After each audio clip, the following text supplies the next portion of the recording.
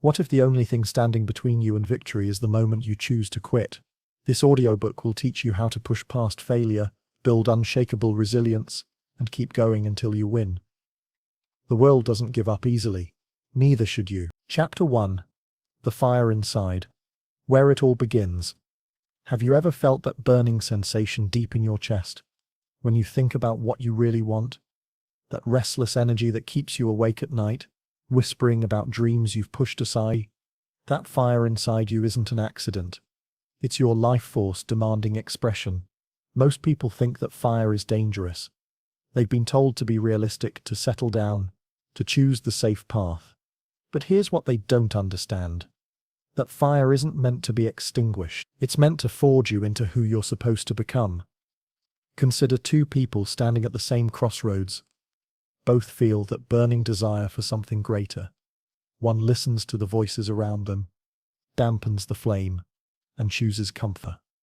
The other feeds that fire, faces the unknown, and steps boldly forward. The difference between these two people isn't talent, luck, or circumstances. It's their relationship with the fire inside. The conventional wisdom tells us to be practical first, passionate second, but champions know the truth. Passion fueled by purpose creates an unstoppable force. When you understand where that fire comes from and how to harness it, you've taken the first step toward never giving up until you win. Your fire began the moment you realized you were meant for more than ordinary. It sparked when you felt that gap between who you are and who you could become, that restless energy you feel. It's not dissatisfaction with your life. It's your soul's GPS pointing toward your destiny. But here's where most people go wrong. They try to logic their way to passion. They make spreadsheets and pros and cons lists, thinking they can calculate their way to purpose. You can't think your way into your calling. You feel your way into it. The fire inside doesn't respond to logic. It responds to courage. The ancient Greeks had a word, toughness, which meant spiritedness, the part of the soul that drives us toward excellence. This isn't just motivation or excitement that fades when things get difficult. This is the core essence that says, I will not quit. I will not settle. I will not give up until I become who I'm meant to be. Think about the last time you felt truly alive, not happy alive. There's a difference. Happiness can come from comfort, but aliveness comes from growth, from pushing boundaries, from feeding that fire inside. That moment when you felt most alive is a clue to your authentic path. The fire inside operates on a simple principle: use it or lose it. When you ignore your calling, the fire dims. When you make excuses, it flickers. But when you take action, even small action, it roars back to life. Every champion understands this fundamental truth. The fire isn't sustained by comfort, it's sustained by courage. You don't need the perfect plan to begin. You don't need all the answers. You don't need other people's permission. You simply need to honor the fire inside by taking the next right step. The path reveals itself to those who have the courage to begin walking. Here's what feeding your fire looks like. First, acknowledge what you really want, not what you think you should want. Second, identify the first small action you can take today. Third, take that action despite fear, doubt, or uncertainty. Fourth, pay attention to how taking action makes the fire burn brighter. Fifth, repeat daily until it becomes your new way of being. The fire inside isn't asking you to have it all figured out. It's asking you to trust it enough to take the first step. It's asking you to believe that the same force that beats your heart and grows your hair knows exactly what it's doing with your dreams. You were not born to live small. You were not created to settle for less than extraordinary. That restless energy, that discontent with ordinary, that fire that keeps burning despite every attempt to extinguish it. That's your authentic self-demanding expression. The journey of never giving up until you win begins with a single decision to honor the fire inside, instead of silencing it. This isn't about being reckless or impractical. This is about being authentic to the calling that burns within you. Your fire has been waiting patiently for you to pay attention. It has survived every disappointment, every setback, every moment when you thought about giving up. It's still there, still burning, still calling you toward greatness. The question isn't whether you have what it takes. The fire inside is proof that you do. The question is whether you'll finally listen. The champions who never give up until they win all share one common trait. They learned to trust their fire more than their fears. They understood that the burning inside wasn't meant to torture them. It was meant to transform them. Today, you begin that transformation by acknowledging the truth. The fire inside knows exactly where you need to go. Chapter 2. Your why is stronger than any excuse. Every excuse you've ever made has been a battle between your why and your comfort zone. Your why always wins when it's strong enough. And today, we're making it unshakable. Picture this scene that plays out 1,000,000 times every day. Someone sets an alarm for 5 a.m. to start their new routine. When it goes off, they hit snooze. As they lie there, two forces wage war in their mind. One voice lists every reason they should stay in bed. They're tired. It's cold. They can start tomorrow. The other voice whispers about their dreams, their goals, their deeper purpose. Which voice wins depends entirely on the strength of their why. Most people think willpower is the answer. But willpower is a muscle that gets tired. Your why, when properly cultivated, is a renewable energy source that grows stronger with use. The difference between those who achieve their goals and those who don't isn't talent or circumstances. It's the depth of their why. Here's what conventional wisdom gets wrong.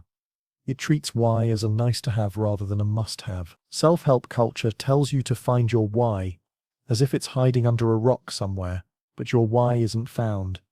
It's forged. It's created through honest self-examination and refined through action. Think about the last goal you abandoned. Was it because it was impossible? Probably not. It was because your why wasn't strong enough to sustain you through the inevitable challenges.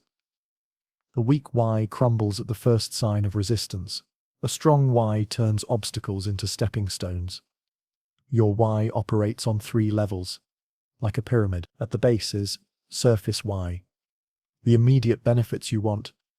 I want to lose weight, to look better. I want to start a business to make money. These whys have power, but they're fragile. When looking better gets hard, or making money takes longer than expected, these whys often fail. The middle level is personal. Why the deeper emotional drivers. I want to lose weight because I want to feel confident in my own skin. I want to start a business because I crave freedom and autonomy. These whys are stronger because they connect to core human needs, but they can still weaken when the going gets tough. The summit is purpose why, your connection to something greater than yourself. I want to be healthy because my children need me strong. I want to build this business because it will create jobs and serve others. Purpose why is virtually unbreakable because it connects your struggle to meaning beyond yourself. The strongest champions operate from purpose why. Muhammad Ali didn't just box for fame or money. He fought for his principles, his people, his beliefs. When you're fighting for something greater than yourself, quitting isn't just disappointing. It feels like betrayal. But here's the secret. You don't need to start with purpose why. You can begin with surface why and let it evolve. The entrepreneur who starts a business for money might discover they love creating jobs. The person who begins exercising to look good might realize they're modeling healthy habits for their children. Your why deepens as you grow. Creating your unshakable why requires brutal honesty. Ask yourself, what happens if I don't achieve this goal? Not just to your circumstances, but to your identity, your relationships, your legacy. What happens to the person you could become? What opportunities do you miss? What example do you set? Now ask the flip side. What becomes possible if I do achieve this goal? How does it change? Not just your life, but the lives around you. What doors open? What impact do you create?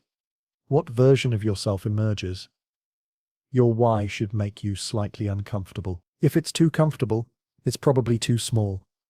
Your why should connect to your values, your vision of who you want to become, and the impact you want to create.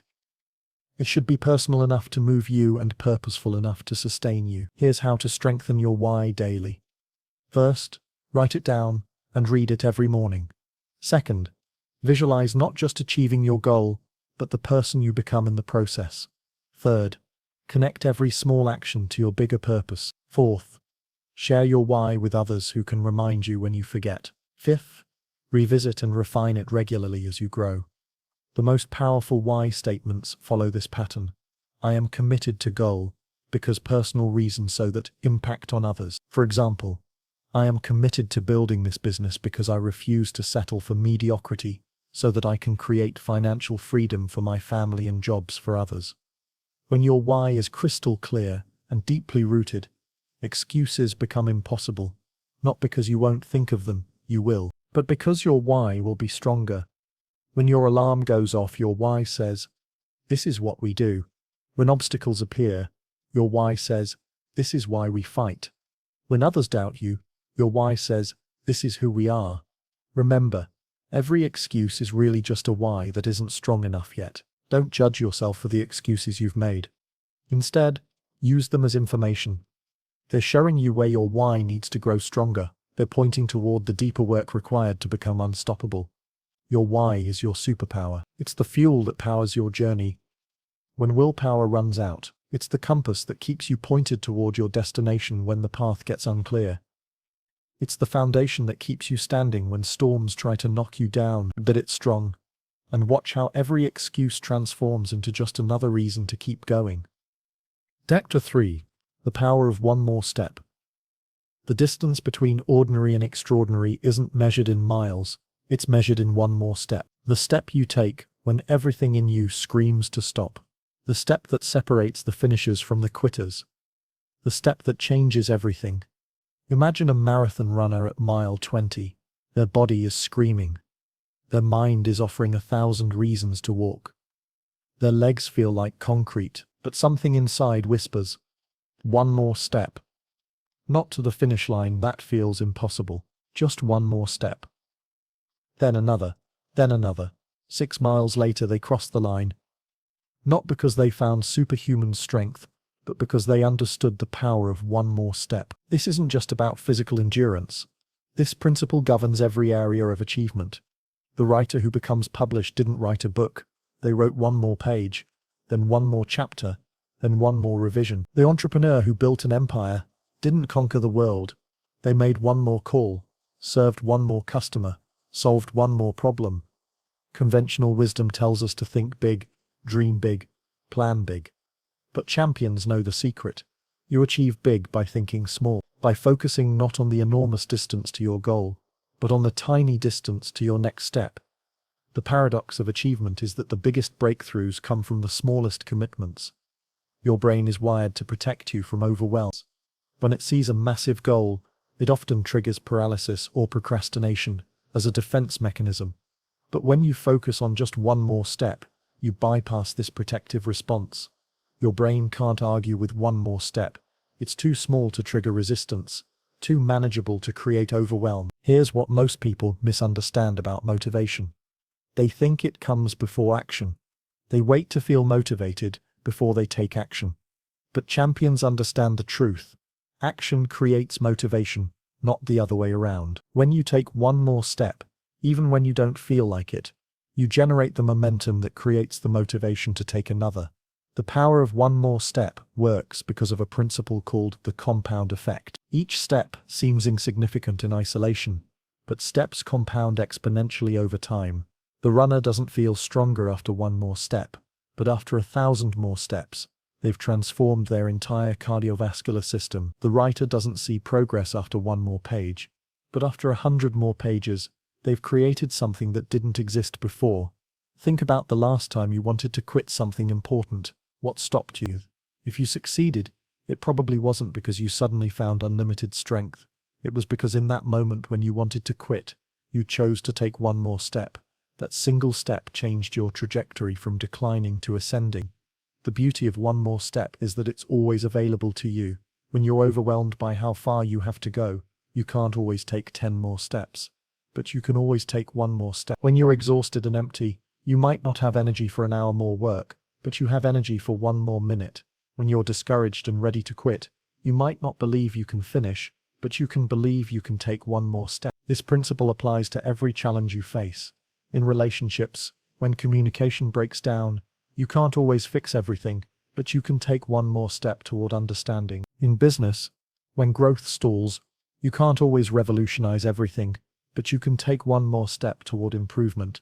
In personal development, when change feels impossible, you can't always transform overnight, but you can take one more step toward who you want to become. Here's how to harness the power of one more step.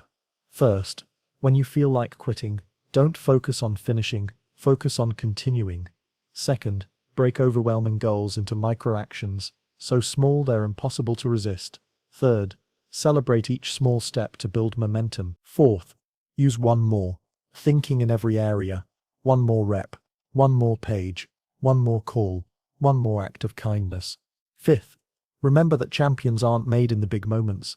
They're made in the tiny moments when they choose one more step over giving up. The most successful people in the world aren't necessarily the most talented or the luckiest.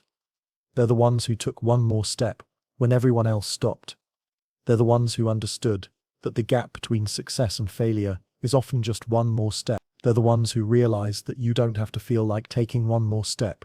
You just have to take it. Your current circumstances are the result of all the steps you've taken and all the steps you've chosen not to take. If you want different circumstances, you don't need to completely reinvent yourself. You just need to start taking one more step toward health, one more step toward your goals, one more step toward becoming who you're meant to be. The path to never giving up until you win isn't about finding unlimited endurance. It's about finding the courage to take one more step when everything in you wants to because here's what champions know that quitters don't. The finish line isn't usually visible when you need to take one more step. You take the step first, then the path reveals itself. Right now, you're one step away from changing your trajectory. Not 10 steps, not 100 steps, one step. The question isn't whether you can reach your destination. The question is whether you'll take one more step toward it. That step is waiting for you. It's always been waiting for you. It's time to take it. Chapter 4. Defeats are not final. Unless you quit. Every champion has a secret that separates them from everyone else. They understand that defeat is not the opposite of victory. It's part of the path to victory. The moment you truly grasp this truth, you become virtually unstoppable. Picture a child learning to walk. They stand up, take a wobbly step, and fall down. Do they interpret this as evidence they'll never walk? Do they conclude they're not meant for bipedal locomotion? Of course not. They get up and try again. They fall hundreds of times. But they never consider the falls as defeats. They see them as necessary steps in learning to walk. Somewhere between childhood and adulthood, we lose this natural understanding. We start interpreting setbacks as verdicts instead of data. We begin seeing defeats as periods instead of commas. We transform temporary obstacles into permanent limitations. But champions maintain that childlike wisdom. Defeats are not destinations, they're detours. Here's what conventional thinking gets catastrophically wrong. It equates failing with being a failure. It treats temporary defeat as permanent identity. But there's a universe of difference between I failed at this and I am a failure. The first statement describes the second describes an identity.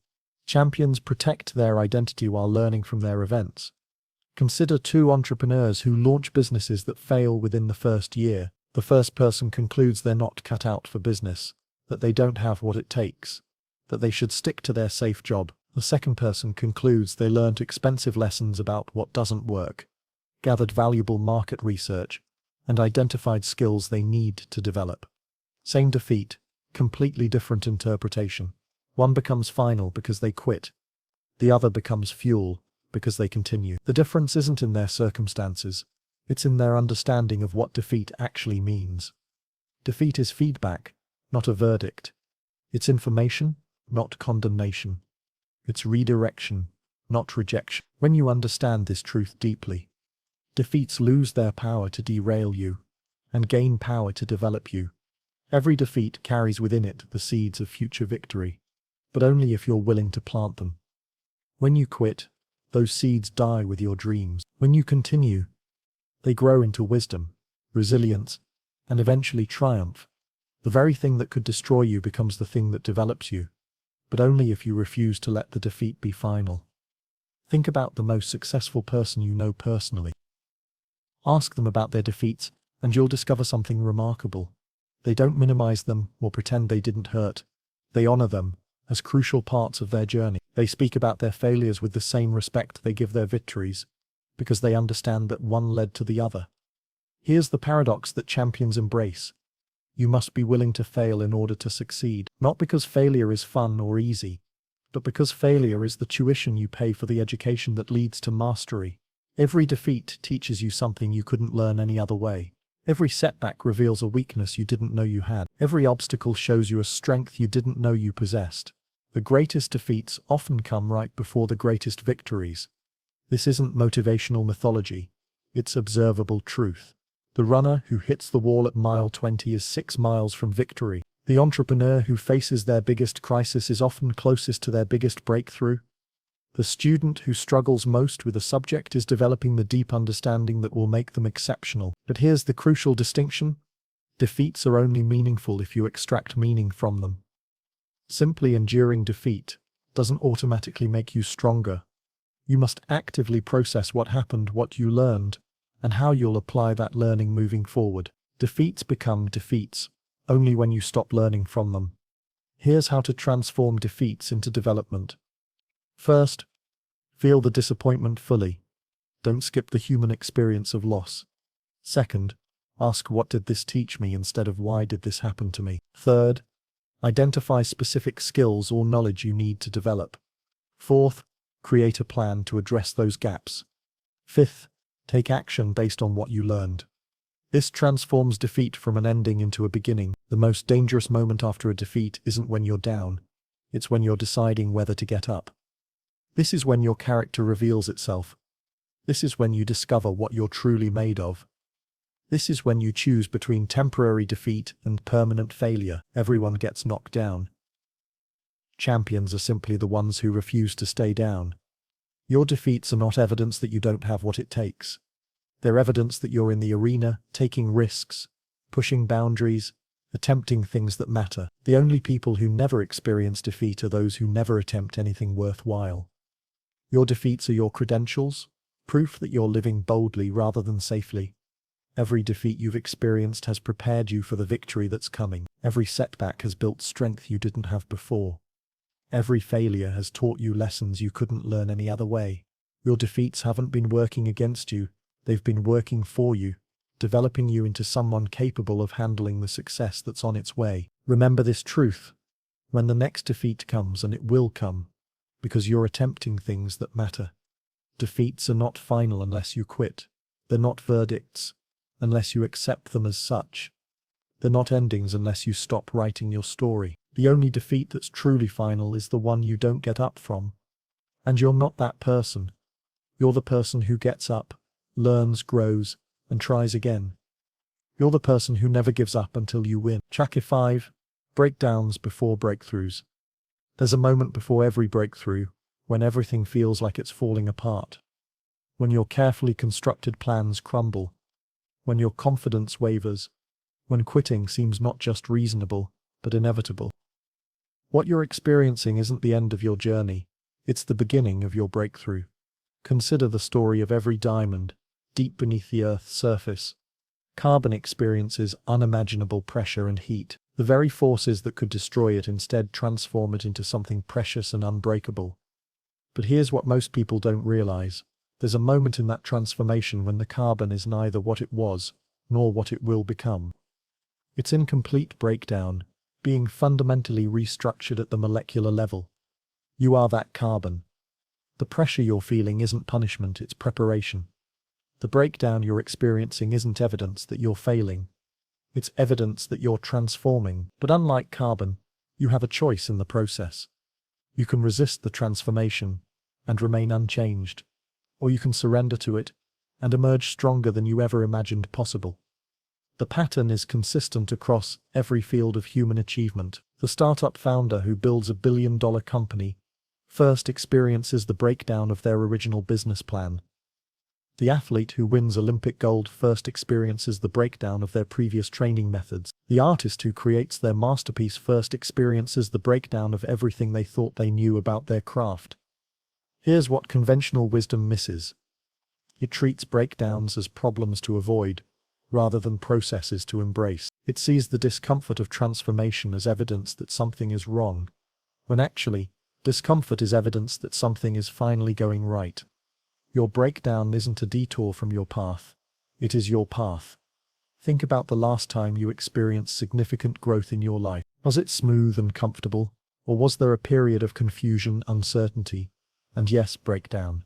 Real growth is never comfortable, because real growth requires you to become someone you've never been before, and becoming someone new means letting go of someone old. That letting go feels like breakdown, but it's actually breakthrough in disguise. Your breakdown is serving multiple purposes simultaneously. First, it's clearing out what isn't working, like a forest fire that clears dead vegetation to make room for new growth. Your breakdown is burning away the strategies, beliefs, and patterns that have reached their expiration date. Second, it's revealing your true strength. You don't know how strong you are until strength is your only option. Third, it's preparing you for the next level. You can't handle breakthrough-level success with breakdown-level capacity. The timing of breakdowns often seems cruel but is actually perfect. They come right when you need them most, even though they feel like they're coming at the worst possible time. The business breakdown comes right before you're ready for exponential growth. The relationship breakdown comes right before you're ready for deeper love. The health breakdown comes right before you're ready for sustainable wellness. Your breakdown is perfectly timed for your breakthrough. But here's the crucial insight. Not every breakdown leads to breakthrough. Only the breakdowns you work with, rather than against. Only the breakdowns you mine for wisdom, rather than resist with bitterness. Only the breakdowns you use as launching pads, rather than landing spots. Your breakthrough isn't guaranteed by your breakdown. It's created by your response to your breakdown. The quality of your breakdown determines the quality of your breakthrough. If you break down with awareness, curiosity, and courage, you break through with wisdom, strength, and resilience. If you break down with blame, resistance, and victimhood, you may experience breakdown without breakthrough. The external circumstances are less important than your internal response to them. Here's how to transform your breakdown into breakthrough. First, acknowledge that breakdown is part of the process, not evidence that the process isn't working. Second, look for the gifts hidden in the breakdown. What is it teaching you, revealing to you, preparing you? Third, ask better questions, not why is this happening to me, but what is this preparing me for? Fourth, focus on what you can control rather than what you can't. Fifth, trust that this breakdown is perfectly designed for your particular breakthrough. The most successful people in any field aren't those who avoided breakdowns. They're those who transformed their breakdowns into breakthroughs. They understood that breakdown isn't the opposite of breakthrough. It's the doorway to breakthrough. They learned to see crisis as opportunity, pressure as preparation, and discomfort as development. Your current breakdown contains the blueprint for your upcoming breakthrough. Every challenge you're facing is developing a skill you'll need. Every pressure you're under is strengthening a capacity you'll require. Every limitation you're experiencing is pointing toward an expansion that's coming. Your breakdown isn't working against your dreams, it's working for them. The caterpillar doesn't know it's becoming a butterfly. During metamorphosis, it experiences complete breakdown of its previous form. If it could think, it might believe it was dying, but what looks like ending is actually beginning. What feels like breakdown is actually breakthrough. The caterpillar must let go of being a caterpillar to become a butterfly. You must let go of who you've been to become who you're meant to be. Your breakdown phase is almost over. You can feel it, can't you? The pressure that felt unbearable is starting to feel manageable. The confusion that seemed permanent is beginning to clear. The person you're becoming is starting to emerge from the ashes of who you used to be. Your breakthrough isn't coming. It's here. It's been here all along, disguised as breakdown, waiting for you to recognize it for what it really is. Your transformation in progress. Chapter 6. Pain is temporary. Purpose is forever. Right now, someone reading this is in pain. Physical pain, emotional pain, the pain of dreams deferred or hopes crushed. You might be that someone, and if you are, here's what I need you to understand. Your pain has an expiration date, but your purpose doesn't. Pain is a season. Purpose is a lifetime. The choice you make about which one to focus on will determine everything about your future. Imagine two people diagnosed with the same challenging medical condition. The first person focuses entirely on the pain, how much it hurts, how unfair it is, how it's ruining their life. The second person acknowledges the pain, but focuses on their purpose, how they can help others facing the same condition, how they can become stronger through the struggle, how they can use their experience to serve something greater than their suffering. Same pain, completely different life trajectory. The difference isn't in their circumstances, it's in their focus. Pain demands attention, but purpose deserves devotion. Pain screams loudly about the present moment, but purpose whispers persistently about the future possibility. Pain wants you to stop, but purpose wants you to continue. When you understand this fundamental truth, you gain a superpower that transforms every form of suffering into fuel for significance. Here's what conventional wisdom gets backwards. It treats pain as something to avoid, and purpose as something nice to have. But champions understand the truth. Pain is unavoidable. Purpose is essential. You can't control what hurts you, but you can control what you do with that hurt. You can let it define you, or you can let it develop you. You can let it break you down, or you can let it build you up. The most powerful people in history weren't those who avoided pain, they were those who transformed pain into purpose. Viktor Frankl found meaning in concentration camps. Oprah Winfrey transformed childhood trauma into empowerment for millions. Stephen Hawking used physical limitation to unlock universal truths. Nelson Mandela turned imprisonment into preparation for leadership. They didn't minimize their pain, they maximized their purpose. Pain serves a purpose, even when we can't see it. Physical pain tells us something needs attention. Emotional pain tells us something needs change. Spiritual pain tells us something needs growth. The pain you're experiencing isn't random, it's revealing something important about your path. It's either showing you what needs healing, or preparing you for what needs creating. But here's the crucial distinction. Purpose doesn't eliminate pain. It transforms it. When you're connected to deep purpose, pain doesn't disappear, but its meaning changes completely. Instead of meaningless suffering, it becomes meaningful sacrifice. Instead of random hurt, it becomes purposeful development. Instead of evidence that life is unfair, it becomes proof that you're being prepared for something significant. Think about the pain you're carrying right now. What if that pain isn't working against your purpose? What if it's working for it? What if the very thing that hurts most is developing the capacity you'll need for your greatest contribution? What if your pain is actually your preparation in disguise? Your purpose is bigger than your pain. Not because your pain isn't real or significant, but because your purpose is eternal, while your pain is temporary. The mission you're here to fulfill will outlast every hurt you experience. The impact you're meant to create will remain long after every ache has faded. The legacy you're building will endure when every moment of suffering has been forgotten. This isn't about positive thinking or denying reality. This is about understanding the deeper reality that pain is an event, but purpose is an identity. Pain happens to you, but purpose happens through you. Pain is what you experience, but purpose is who you are. When you ground yourself in purpose rather than pain, you access strength you didn't know you possessed. Here's how to use pain as fuel for purpose. First, acknowledge your pain without being consumed by it. Feel it fully. Then focus beyond it. Second, ask what this pain is teaching you about yourself, others, or life. Third, identify how this experience could serve others who face similar challenges.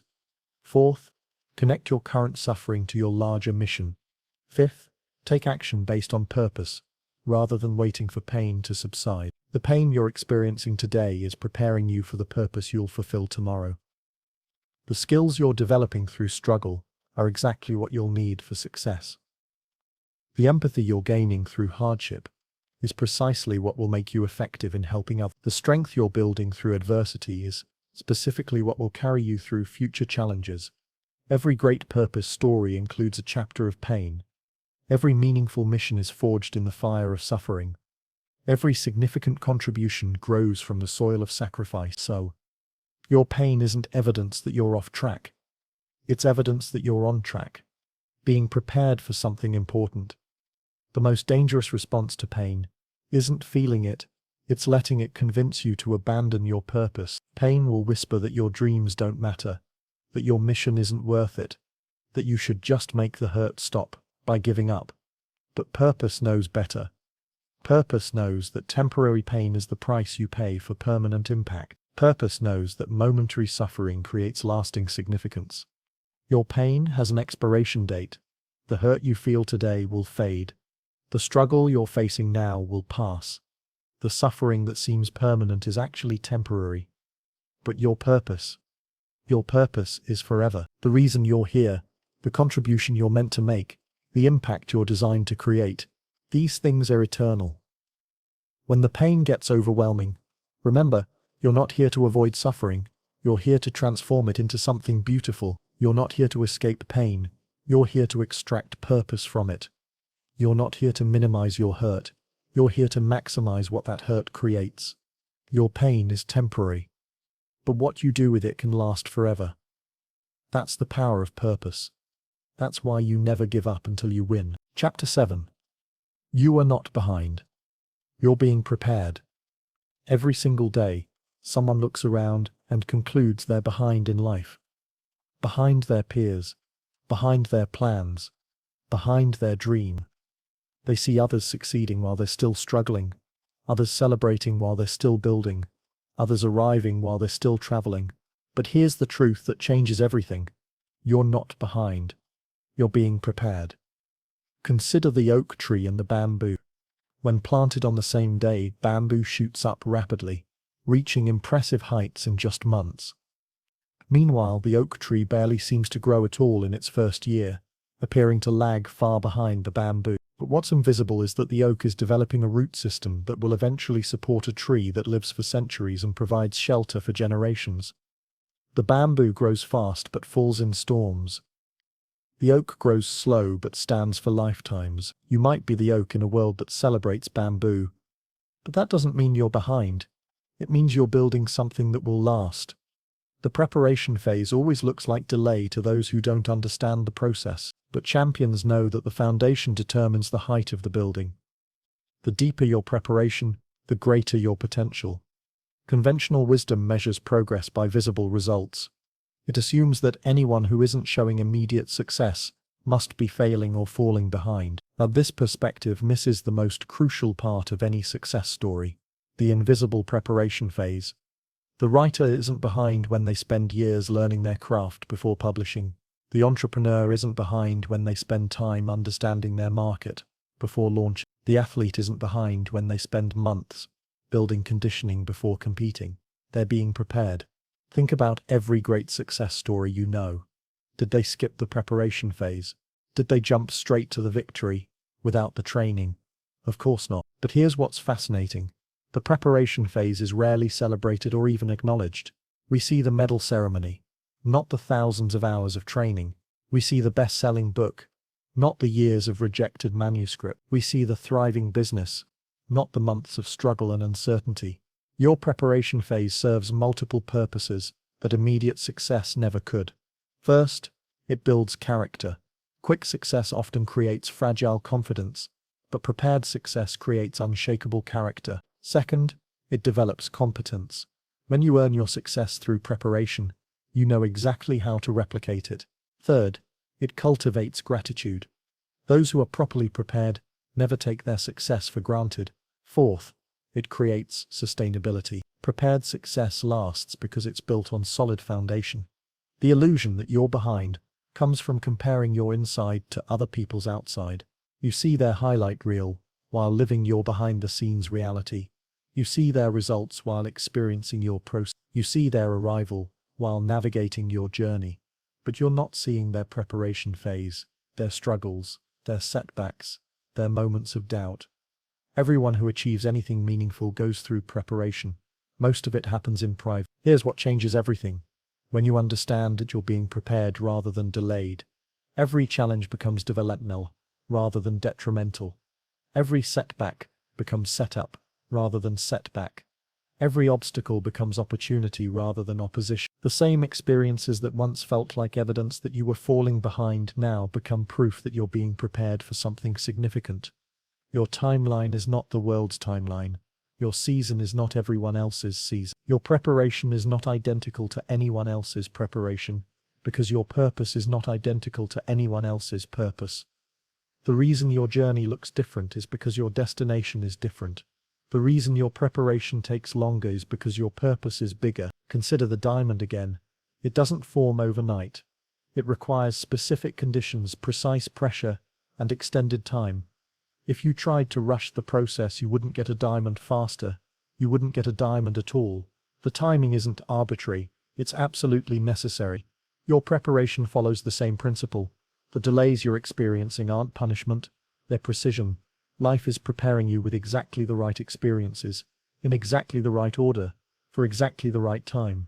The most successful people often have the longest preparation phases. They're rejected more, fail more, struggle more, not because they're less capable, but because they're being prepared for greater responsibility. Every no builds resilience. Every failure builds wisdom. Every delay builds character. They're not behind. They're being thoroughly prepared for the level of success they're meant to handle. Your preparation is perfectly customized for your purpose. The skills you're developing, the experiences you're having, the lessons you're learning, they're all specific preparation for what's coming. Someone else's preparation wouldn't work for your purpose, just like your preparation wouldn't work for theirs. What looks like delay to others is actually precision preparation for you. Here's how to recognize that you're being prepared rather than delayed. First, notice what you're learning through your current experiences. Second, identify what strengths these challenges are developing in you. Third, consider what these experiences are preparing you to help others with. Fourth, observe how your character is being shaped. Fifth, trust that your timeline is perfect for your purpose, even when it doesn't match others. The preparation phase tests your commitment to your purpose. It asks, do you believe in your dreams enough to keep building even when you can't see the blueprint? Do you trust your journey enough to keep walking even when the destination isn't visible?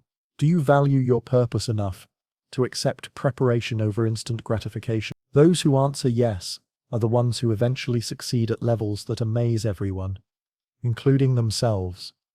Every expert was once a beginner. Every master was once a disaster.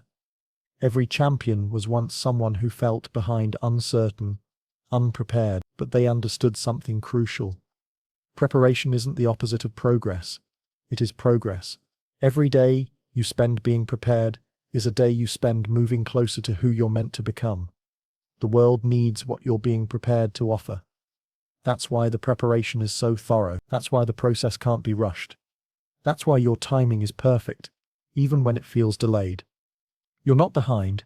You're exactly where you need to be, developing exactly what you need to develop, for exactly the purpose you're meant to fulfill. Stop looking around wondering why others are ahead. Start looking within, recognizing how you're being prepared. Stop comparing your timeline to others. Start trusting your timeline as perfect for your purpose. Stop feeling behind. Start feeling prepared. Because that's what you are. Not behind, but perfectly positioned for the breakthrough that's coming. Same Chapter 8. Silence the doubt. Feed the discipline. Inside your mind, two voices are constantly competing for control.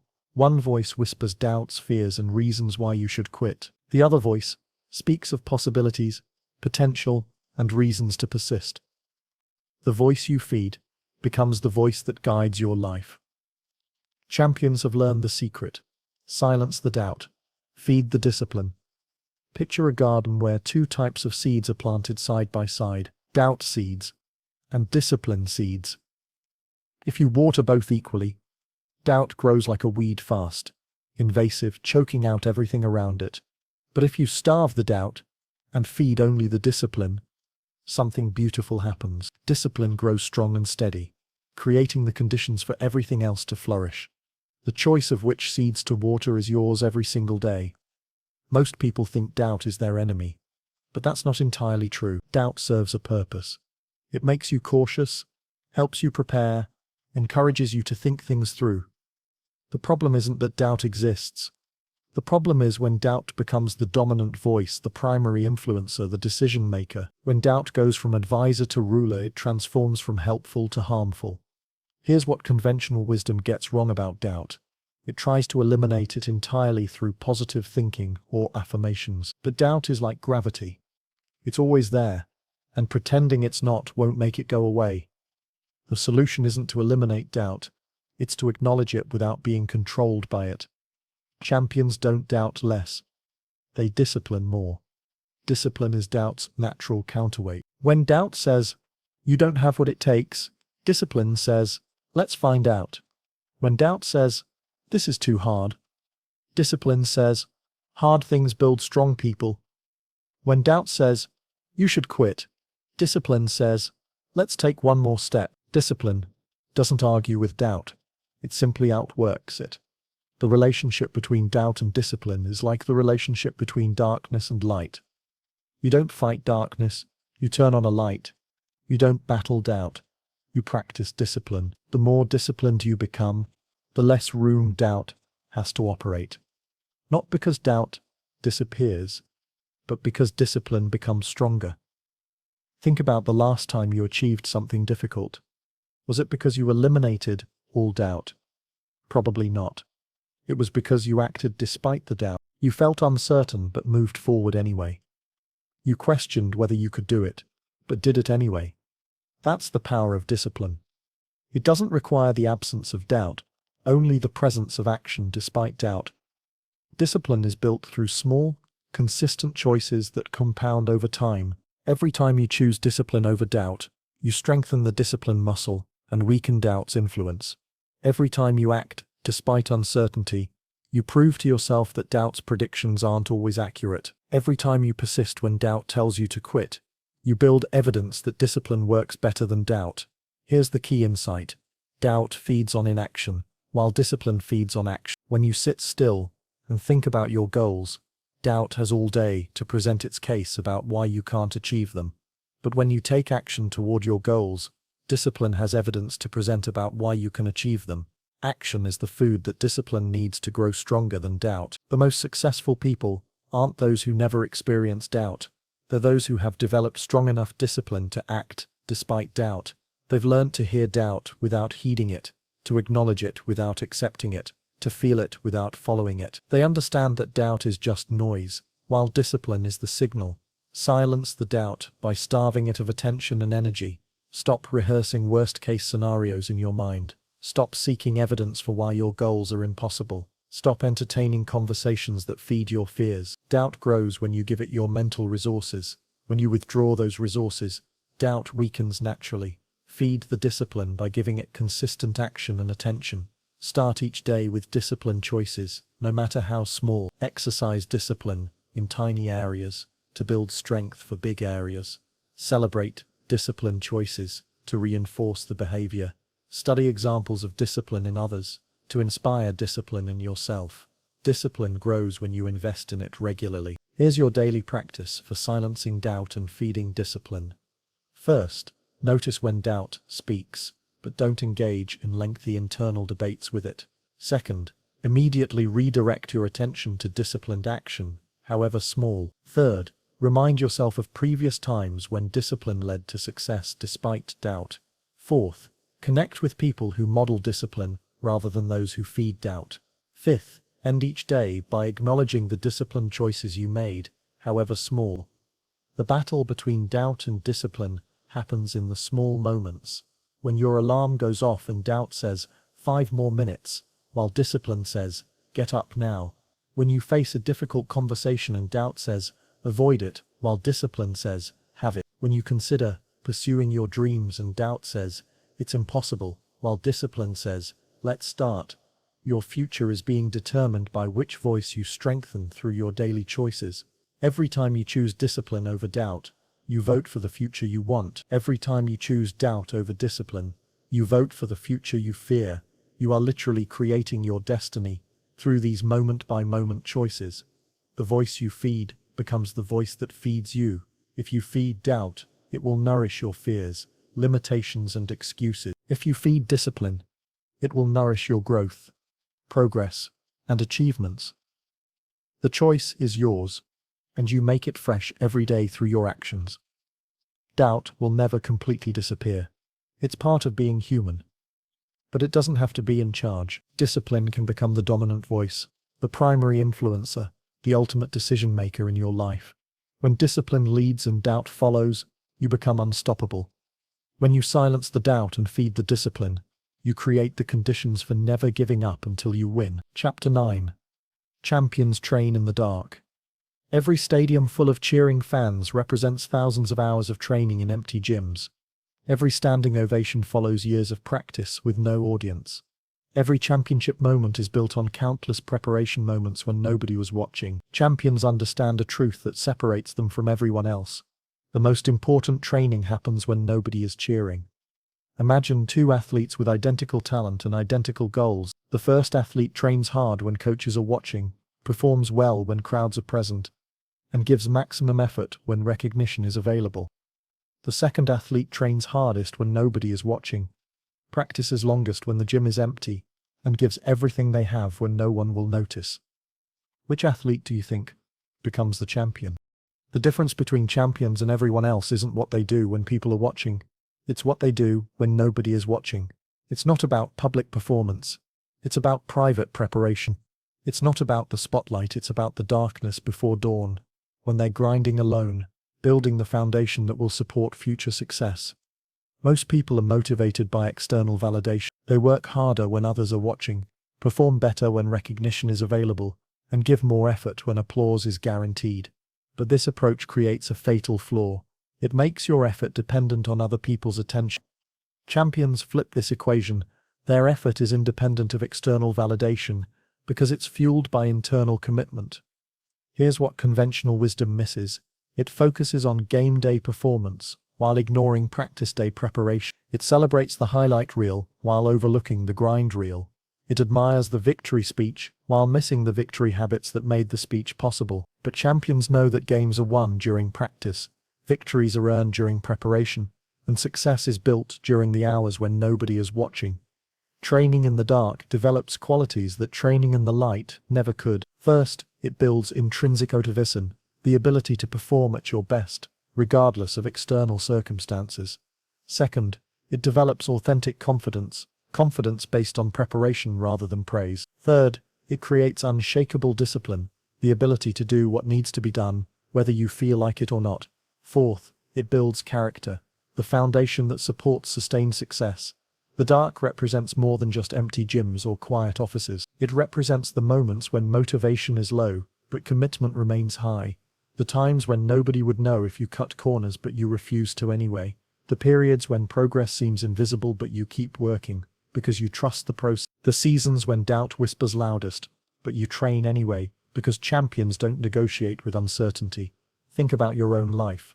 When do you do your best work? When people are watching or when you're alone with your commitment? When do you take the most shortcuts? When you're accountable to others, or when you're only accountable to yourself? The answers to these questions reveal whether you're operating from champion mentality or crowd mentality. Champions train in the dark, because they understand that darkness reveals truth. When nobody is watching, you discover who you really are. When no reward is immediately available, you find out what you're really made of. When no recognition is guaranteed, you learn what truly motivates you. Darkness strips away all the external motivators and leaves you face to face with your authentic commitment level. The most powerful question champions ask themselves isn't what will people think if I succeed, but what will I think of myself if I don't give everything I have when nobody is watching? They understand that their relationship with themselves is more important than their reputation with others. They know that self-respect earned in private is more valuable than public recognition earned through shortcuts. Here's how to develop champion-level commitment to training in the dark. First, identify the most important activities that move you toward your goals. Second, commit to doing these activities consistently, regardless of who's watching or what recognition is available. Third, measure your effort by your own standards, not others' expectations. Fourth, find satisfaction in the process of improvement, not just the results it produces. Fifth, remember that every moment of dark training builds the foundation for bright victories. The dark isn't just where champions train, it's where champions are made. Every hour you spend working, when you don't feel like it, builds emotional muscle. Every time you practice when nobody is watching develops authentic skill. Every moment you invest in your craft without guarantee of recognition creates real competence. You're not just training for external success, you're training for internal transformation. Your darkest training moments often precede your brightest victory moments. The 5 a.m. workouts nobody sees lead to podium moments. Everyone celebrates. The late-night study sessions in empty libraries lead to graduation ceremonies filled with proud families. The quiet hours spent building your craft lead to public moments of recognized mastery. Your willingness to train in the dark determines your readiness to perform in the light. The most dangerous misconception is that training in the dark means training alone. Champions understand that while they may be physically alone during dark training, they're spiritually connected to every other champion who has ever committed to excellence when nobody was watching. They're part of an invisible community of people who understand that true strength is built in solitude, real skill is developed in silence, and authentic success is earned in darkness. Every champion has a secret training ground where they go to build what the world will eventually see. It might be a gym, a studio, an office, or simply a mindset that says, "I will give my best effort regardless of who notices." Find your dark training ground, commit to it, honor it, protect it, because what you build in darkness will shine in light. The crowd cheers for the victory, but victory cheers for the training that nobody saw. The world applauds the performance, but performance applauds the preparation that happened in private. Champions train in the dark, not because they have to, but because they understand that's where champions are forged, and you're ready to be forged. Chapter 10. Obstacles are the path, not in the way. Every obstacle you encounter is asking you a question. Will you let this stop you, or will you let this strengthen you? Will you see this as evidence that you're on the wrong path, or will you understand that this is the path? Champions have discovered the secret that transforms every challenge from a roadblock into a building block. Obstacles aren't blocking your path, they are your path. Picture two hikers approaching the same mountain. The first hiker sees the steep terrain, the rocky obstacles, and the challenging weather as problems to be avoided. They look for easier routes, flatter ground, more comfortable conditions. The second hiker sees these same challenges as the very experiences that will make them stronger, more skilled, and more resilient. Same mountain, completely different relationship with obstacles. The first hiker may find easier paths, but they'll never develop mountain climbing mastery. The second hiker embraces the difficulty and becomes capable of conquering any peak. This fundamental shift in perspective, from seeing obstacles as interference to seeing them as instruction, separates those who achieve extraordinary things from those who achieve ordinary things. It's not that champions face fewer obstacles, it's that they understand obstacles differently. They know that the path to any worthwhile destination necessarily includes challenges, and those challenges are what prepare you to handle the destination once you reach it. Conventional wisdom treats obstacles as unfortunate interruptions to your journey. It suggests that if you were really meant to succeed, the path would be smoother, the challenges fewer, the resistance lighter. But this perspective misses the most important truth about achievement. The obstacles are not accidents along your path. They are essential elements of your path. Remove the obstacles, and you remove the very experiences that create the person capable of reaching your destination. Think about any skill you've mastered in your life. Was it developed through ease or through challenge? Did you become strong through comfort or through resistance? Did you build confidence through simple tasks or through overcoming difficulties? The pattern is universal. Competence comes through challenge. Strength comes through struggle. Mastery comes through obstacles. Overcome. The obstacles aren't preventing your development. They are your development. Here's the paradox that champions embrace. The very things that seem to be working against your success are actually working for it. The rejection that feels like failure is building resilience you'll need for later success. The financial pressure that creates stress is developing resourcefulness you'll use to build wealth. The criticism that hurts your feelings is growing the thick skin you'll need for leadership. Every obstacle is a customized training program designed specifically for your growth. The most successful people in any field share a common characteristic. They have an unusual relationship with problems. Where others see problems, they see puzzles. Where others see barriers, they see builders.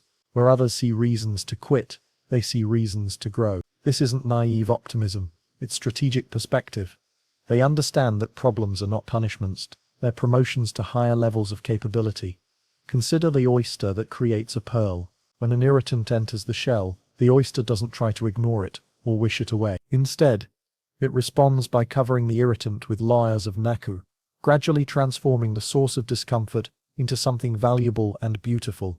The irritant isn't an accident or a mistake, it's the essential catalyst that creates the pearl. Without the irritant, there would be no pearl. Your obstacles are your irritants, and your growth is your pearl. Every obstacle carries within it the seed of equivalent or greater benefit, but only if you approach it with the right mindset. The business that faces financial crisis might discover innovative cost-cutting measures that become competitive advantages. The relationship that faces communication problems might develop deeper intimacy through learning to navigate conflict. The health challenge that forces lifestyle changes might lead to vitality that wouldn't have been achieved otherwise. Here's how to transform obstacles into opportunities. First, when you encounter an obstacle, pause before reacting emotionally. Second, ask, what is this obstacle here to teach me? Instead of why is this obstacle here to hurt me? Third, identify what skills, qualities, or capabilities this challenge is developing in you. Fourth, look for the hidden benefits or unexpected opportunities within the obstacle.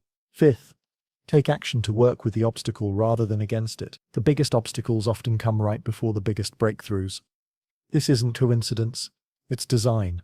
Life tests your commitment to your goals by presenting challenges that reveal whether you really want what you say you want. The obstacles that appear hardest to overcome are often the final examinations before graduation to the next level. They're not there to prevent your success. They're there to confirm you're ready for it.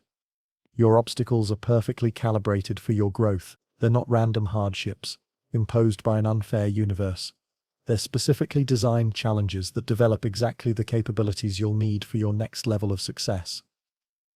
The entrepreneur faces obstacles that develop business skills. The artist faces obstacles that develop creative resilience.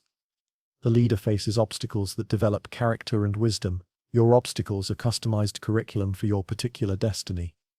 The path through your obstacles becomes the path to your destination. The skills you develop overcoming challenges become the skills you use to maintain success. The strength you build during struggle becomes the foundation that supports achievement. The wisdom you gain from hardship becomes the insight that guides others. Nothing is wasted. Every obstacle serves your ultimate purpose. Stop asking why obstacles exist on your path. Start asking what they're here to create in you. Stop trying to avoid them. Start trying to extract maximum growth from them. Stop seeing them as evidence you're going the wrong way. Start seeing them as confirmation you're going exactly the right way, because you are. The obstacles aren't in your way. They are your way to becoming who you need to become, to achieve what you're meant to achieve. Chapter 11. Speak to your future, not your fear. The words you speak to yourself create the world you live in. Every day, you're engaged in the most important conversation of your life. The conversation between who you are now and who you're becoming. Champions have mastered this conversation. They've learnt to speak to their future rather than their fear, to their potential rather than their problems, to their possibilities rather than their limitations. Imagine standing at a crossroads with two megaphones. One megaphone amplifies your fears, all the reasons you might fail, all the ways you might get hurt, all the evidence that success is unlikely. The other megaphone amplifies your future, all the possibilities that await, all the growth that's coming, all the impact you could create. Most people unconsciously pick up the fear megaphone and wonder why their life feels so limiting. Champions consciously choose the future megaphone and create expansive, extraordinary lives. Your internal dialogue isn't just idle chatter, it's programming. Every word you think and speak is an instruction to your subconscious mind about what to focus on, what to believe, and what to expect. When you consistently speak to your fears, you program yourself to notice evidence that supports those fears. When you consistently speak to your future, you program yourself to notice opportunities that support that future. Here's what conventional wisdom gets wrong. It treats positive thinking as optional or superficial. It suggests that realistic thinking means focusing on what could go wrong. But champions understand that speaking to your future isn't about denial or delusion. It's about direction. You're not pretending problems don't exist. You're choosing to give your energy to solutions rather than problems, possibilities rather than obstacles, growth rather than limitation. The language you use with yourself shapes your reality in three powerful ways. First, it determines what you notice. When you speak fearfully, you notice threats, problems, and reasons to be cautious. When you speak to your future, you notice opportunities, resources, and reasons to be optimistic. Second, it influences your emotions.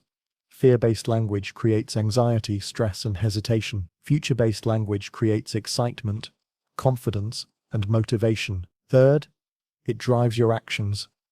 You act based on what you believe, and you believe based on what you consistently tell yourself. Consider two people starting the same business. The first person's internal dialogue sounds like this.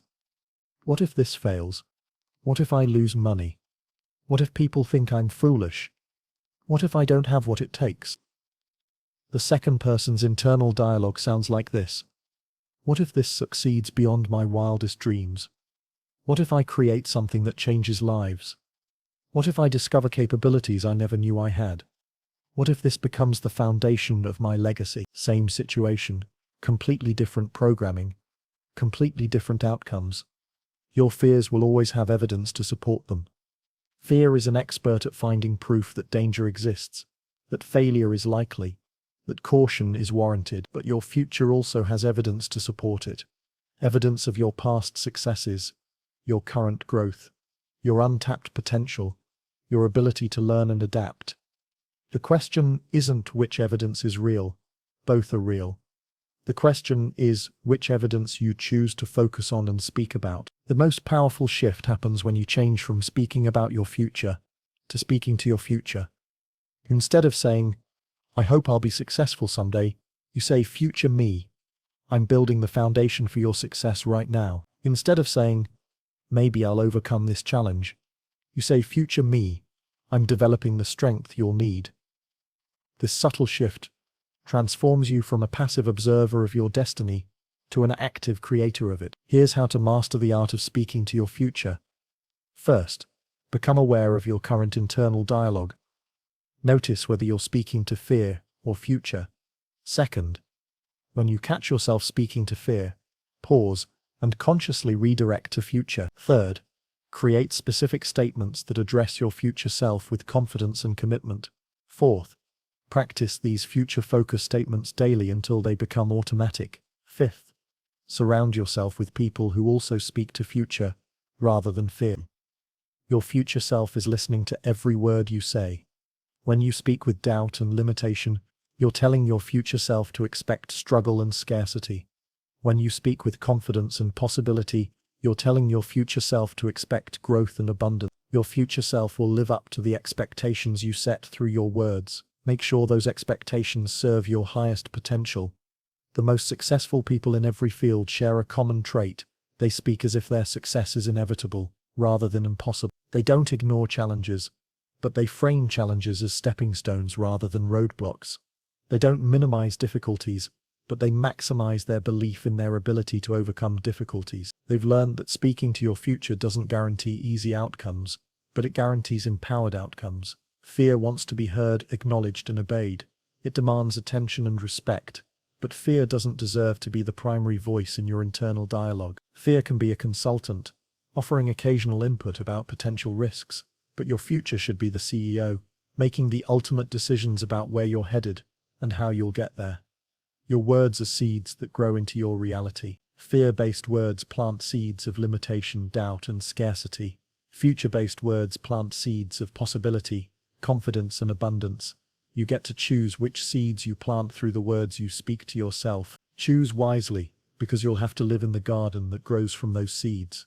The conversation between your current self and your future self is the most important conversation you'll ever have. Make sure it's a conversation that serves your growth rather than your fears, your possibilities rather than your problems, your potential rather than your limitations. Speak to your future with the confidence of someone who knows that extraordinary things are not only possible, they're inevitable for those who dare to believe in them and work for them.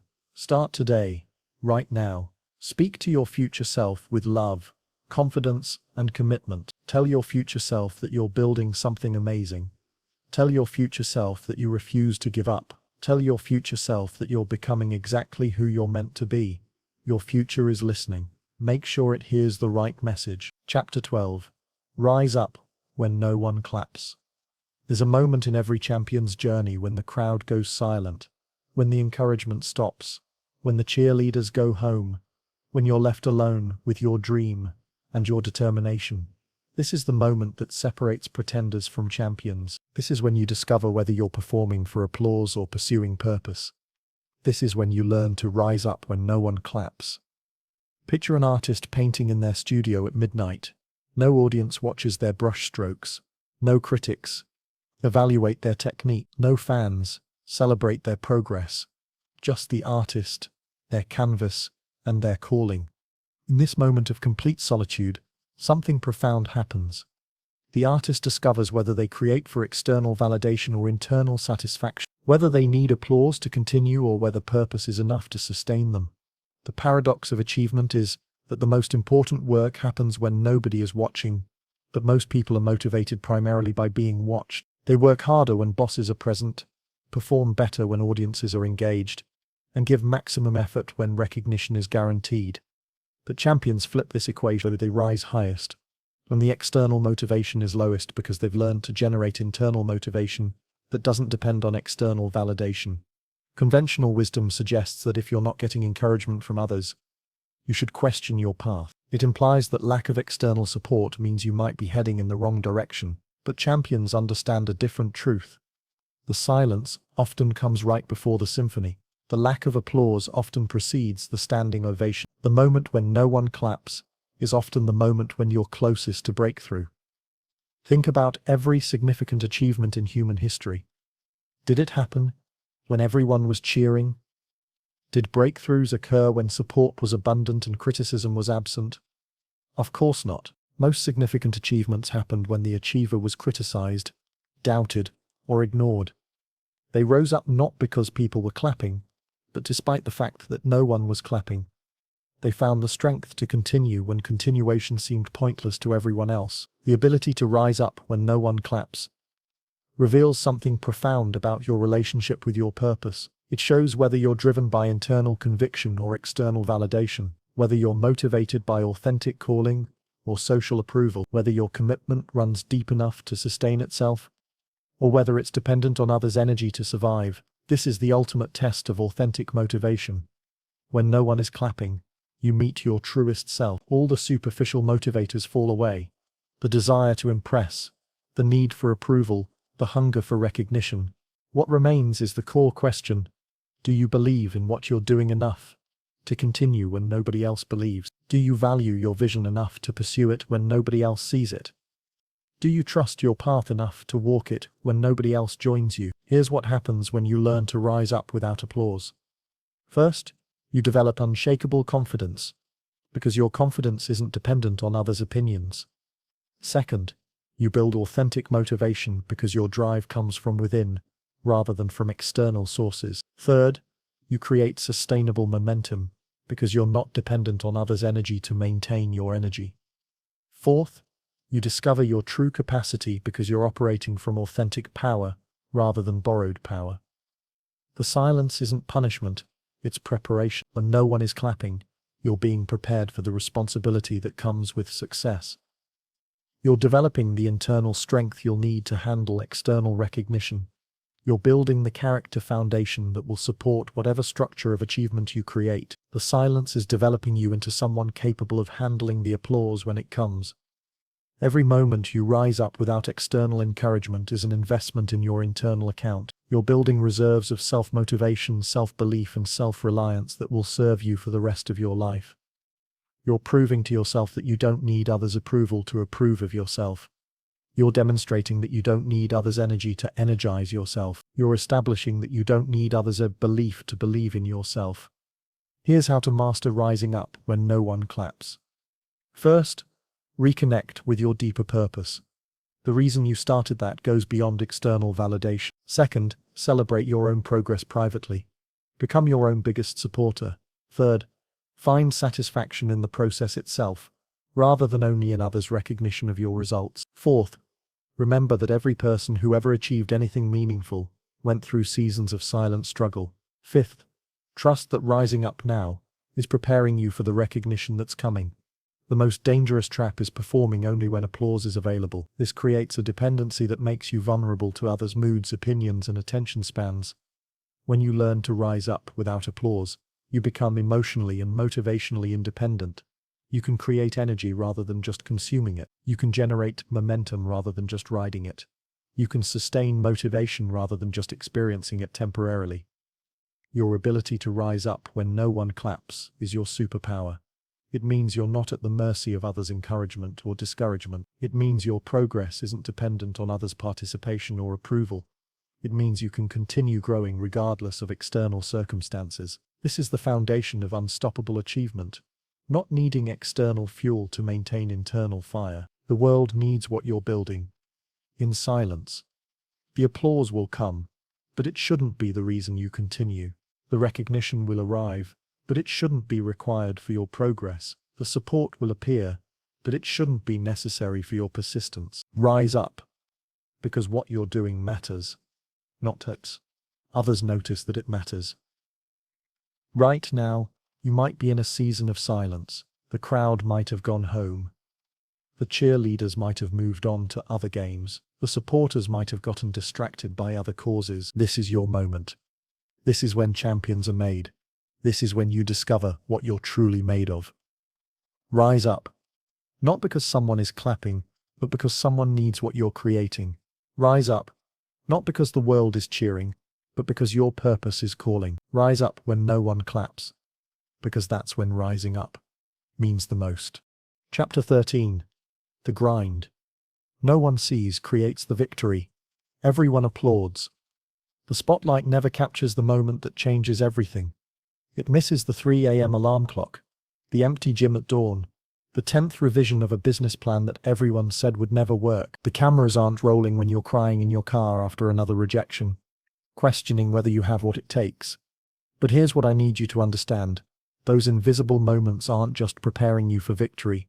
They are the victory itself. Picture this scenario that plays out in living rooms across the world. Every January, 2 friends make the same New Year's resolution to get in shape. They both join the same gym, buy the same workout clothes, download the same fitness apps. By March, one friend has given up entirely while the other is seeing real changes in their body and energy levels. What made the difference? It wasn't talent, genetics, or luck.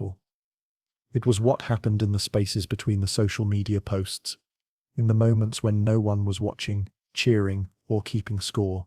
We've been conditioned to believe that success is about the big moments, the dramatic breakthroughs, the overnight sensation. Social media feeds us a steady diet of highlight reels and dookie laps, making us think that winning happens in grand, visible gestures. But this couldn't be further from the truth. Real victory is forged in the unseen hours, in the daily disciplines that feel ordinary and unremarkable. It's built in the repetitive, unglamorous work that most people aren't willing to do, because there's no immediate applause, no instant gratification, no external validation. The myth that needs to die today is this idea that successful people are just naturally more motivated, more driven, more blessed with some magical quality that makes winning easy for them. This narrative is not just wrong, it's dangerous. It lets us off the hook by suggesting that some people are born winners while others are destined to struggle. The truth is far more empowering. Every person you admire, every success story that inspires you, every achievement that seems effortless, was built on a foundation of invisible work. Think about the concert pianist whose fingers dance across the keys with seeming effortlessness. The audience sees poetry in motion, but they don't see the calloused fingertips from years of practice, the hours spent working through scales that no one will ever hear, the countless evenings sacrificed while friends went out for entertainment. The beauty they witness on stage was sculpted in practice rooms where the only audience was 4 walls and a dream. Consider the entrepreneur whose business seems to explode overnight. The media talks about their brilliant idea, their perfect timing, their natural business instinct. But what they don't discuss are the years of failed ventures, the countless nights spent learning skills that seemed unrelated at the time, the relationship with failure that was cultivated in the shadows. The overnight success was actually a decade in the making, built one invisible hour at a time. This is why most people give up before they reach their potential. They're focused on the wrong scoreboard. They're measuring their progress by external recognition, immediate results, invisible achievements. When these don't come quickly enough, they assume they're not cut out for success. But here's the reframe that changes everything. The grind itself is the victory. Every hour you spend developing your craft when no one else is around. Every time you choose discipline over comfort when there's no audience to impress. Every moment you push through when quitting would be easier. These aren't just steps toward victory. They are victory itself. The science of skill development supports this understanding completely. Research in neuroplasticity shows us that expertise is built through deliberate practice, which by definition happens away from performance pressure. The brain literally rewires itself during those unglamorous repetitions, creating the neural pathways that will eventually produce what looks like natural talent. The thousands of hours that feel mundane and repetitive aren't wasted time. They're creating the physical brain structures that will enable extraordinary performance. But there's an even deeper truth here that most people miss. The person you become during the grind is more valuable than any external achievement you might gain from it. When you learn to find satisfaction in the process, rather than just the outcome. When you develop the ability to show up consistently, even when you don't feel like it. When you build the mental toughness to continue when progress seems invisible, you're not just working toward a goal, you're becoming the kind of person who achieves goals. This transformation happens in 3 distinct phases, and understanding them will help you navigate your own journey with more patience and persistence. The first phase is what I call the investment phase. This is where you're putting in work without seeing proportional returns. You're learning, practicing, failing, adjusting, and trying again. Progress feels painfully slow, and it's easy to question whether your efforts are making any difference at all. This phase can last months, or even years, depending on what you're pursuing. The second phase is the compound phase. Here, your previous work begins to create momentum. Skills start connecting in ways you didn't expect. Opportunities emerge because people notice your consistency. Small wins begin accumulating into larger victories. This is often when people around you start commenting on your progress, not realizing they're seeing the result of investments made long ago. The third phase is what I call the breakthrough phase. This is when years of invisible work suddenly become visible to the world. It's the moment when the pianist gives the performance that brings the audience to their feet. When the entrepreneur's business takes off. When the athlete makes the team. Everyone said they'd never join. But here's the crucial understanding. This phase isn't separate from the grind. It's the grind finally becoming visible to others. The practical implications of this understanding will revolutionize how you approach your goals. Instead of waiting for external validation to feel successful, you start celebrating the process itself. Instead of measuring progress only by outcomes, you begin tracking the inputs, the hours practiced, the skills developed, the consistency maintained. Instead of feeling discouraged when others don't notice your efforts, you find satisfaction in knowing you're building something substantial beneath the surface. Here's how to apply this mindset starting today. First, identify what your invisible work needs to be. What are the unglamorous, repetitive activities that will build the foundation for your dreams? For the aspiring writer, it might be writing every day regardless of inspiration. For the future business owner, it might be learning a new skill every month. For someone rebuilding their health, it might be choosing the salad over the pizza even when no one else will know the difference. Second, create systems that make the invisible work sustainable. The key isn't motivation, it's making the right choices easier than the wrong ones. Set up your environment so that doing the work becomes the path of least resistance. Remove barriers to the activities that matter, and create friction for the distractions that don't serve your goals. Third, develop a relationship with anonymity. Learn to find deep satisfaction in work that might never be recognized by others. This doesn't mean hiding your talents or avoiding opportunities for recognition. It means not needing external applause to feel valuable or successful. It means understanding that your worth isn't determined by who notices your efforts. Fourth, track the process metrics that matter. Instead of only measuring end results, keep score of the activities that lead to results. Count the hours of practice, the number of times you chose discipline over comfort, the consistency of your efforts over time. These metrics will give you a more accurate picture of your progress and help you stay motivated during the inevitable periods when external results are delayed. The most successful people in every field have learned to love the work that others won't do. They've found ways to get excited about the tedious, repetitive, unglamorous parts of their craft because they understand something profound. This is where the real victory lives, not in the applause, not in the recognition, not in the external rewards that may or may not come. The victory is in becoming the person who does what needs to be done, whether anyone else notices or not. This doesn't mean you should never seek recognition or external validation. These things can be wonderful when they come, but they cannot be the source of your satisfaction or the measure of your success. The moment you make external applause necessary for internal peace, you give away your power to people and circumstances you cannot control. The grind that no one sees isn't just creating your future victory, it's creating a stronger version of you. Every day you choose to do the work when you don't feel like it. You're building psychological muscle that will serve you in every area of life. Every time you find satisfaction in progress that only you can measure, you're developing an unshakable confidence that doesn't depend on other people's opinions.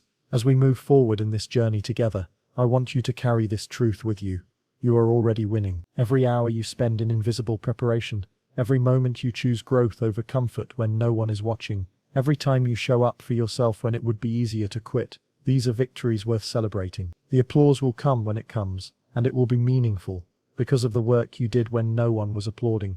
Remember, the grind no one sees isn't punishment, it's privilege. It's the privilege of becoming who you need to be to handle the success that's coming your way. Chapter 14. Fall in love with the process, not just the prize. The finish line is a liar. It promises that happiness, fulfillment, and peace are waiting just beyond the next achievement, the next milestone, the next goal crossed off your list. But here's what happens when you finally reach that destination you've been chasing. The satisfaction lasts about as long as a sneeze, and then you're looking around for the next thing to pursue. Meanwhile, you've spent months or years of your life being miserable in the present, telling yourself that joy is somewhere in the future, just out of reach. Consider Sarah, a marketing executive who spent 2 years of her life obsessed with getting promoted to director level. Every morning she woke up thinking about the corner office, the salary increase, and the respect that would come with the title.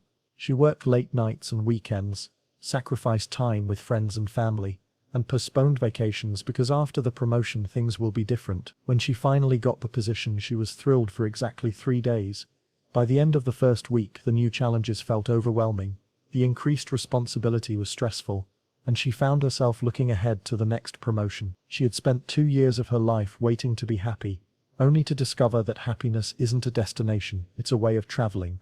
This scenario plays out millions of times across the globe. In every field, at every level of achievement, we've been programmed to believe that the prize is what matters, that the goal is where the magic lives, that reaching the destination is what makes the journey worthwhile. This mindset isn't just ineffective, it's a recipe for a life of perpetual dissatisfaction, because here's the truth that no one talks about. You will spend far more time working toward goals than celebrating their achievement. If you can't find joy in the process, you'll miss most of your life waiting for moments that pass too quickly to sustain you. The conventional wisdom tells us to keep our eyes on the prize, to visualize the end result, to stay focused on what we want to achieve. While there's value in having clear goals, this advice is incomplete and often harmful. It creates a relationship with effort, where the present moment is just something to endure until you reach some imaginary point in the future where life finally begins. But life is happening now, in the middle of the process, in the daily actions you take toward your dreams. The research on happiness and achievement consistently shows that people who focus exclusively on outcomes are less satisfied with their lives than those who find meaning in their daily activities.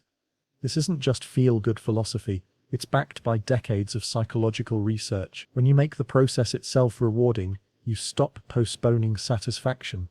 When you find ways to enjoy the journey, you don't need to wait for external validation to feel successful. Think about the difference between two people learning to play guitar. The first person is focused entirely on the goal of performing at an open mic night.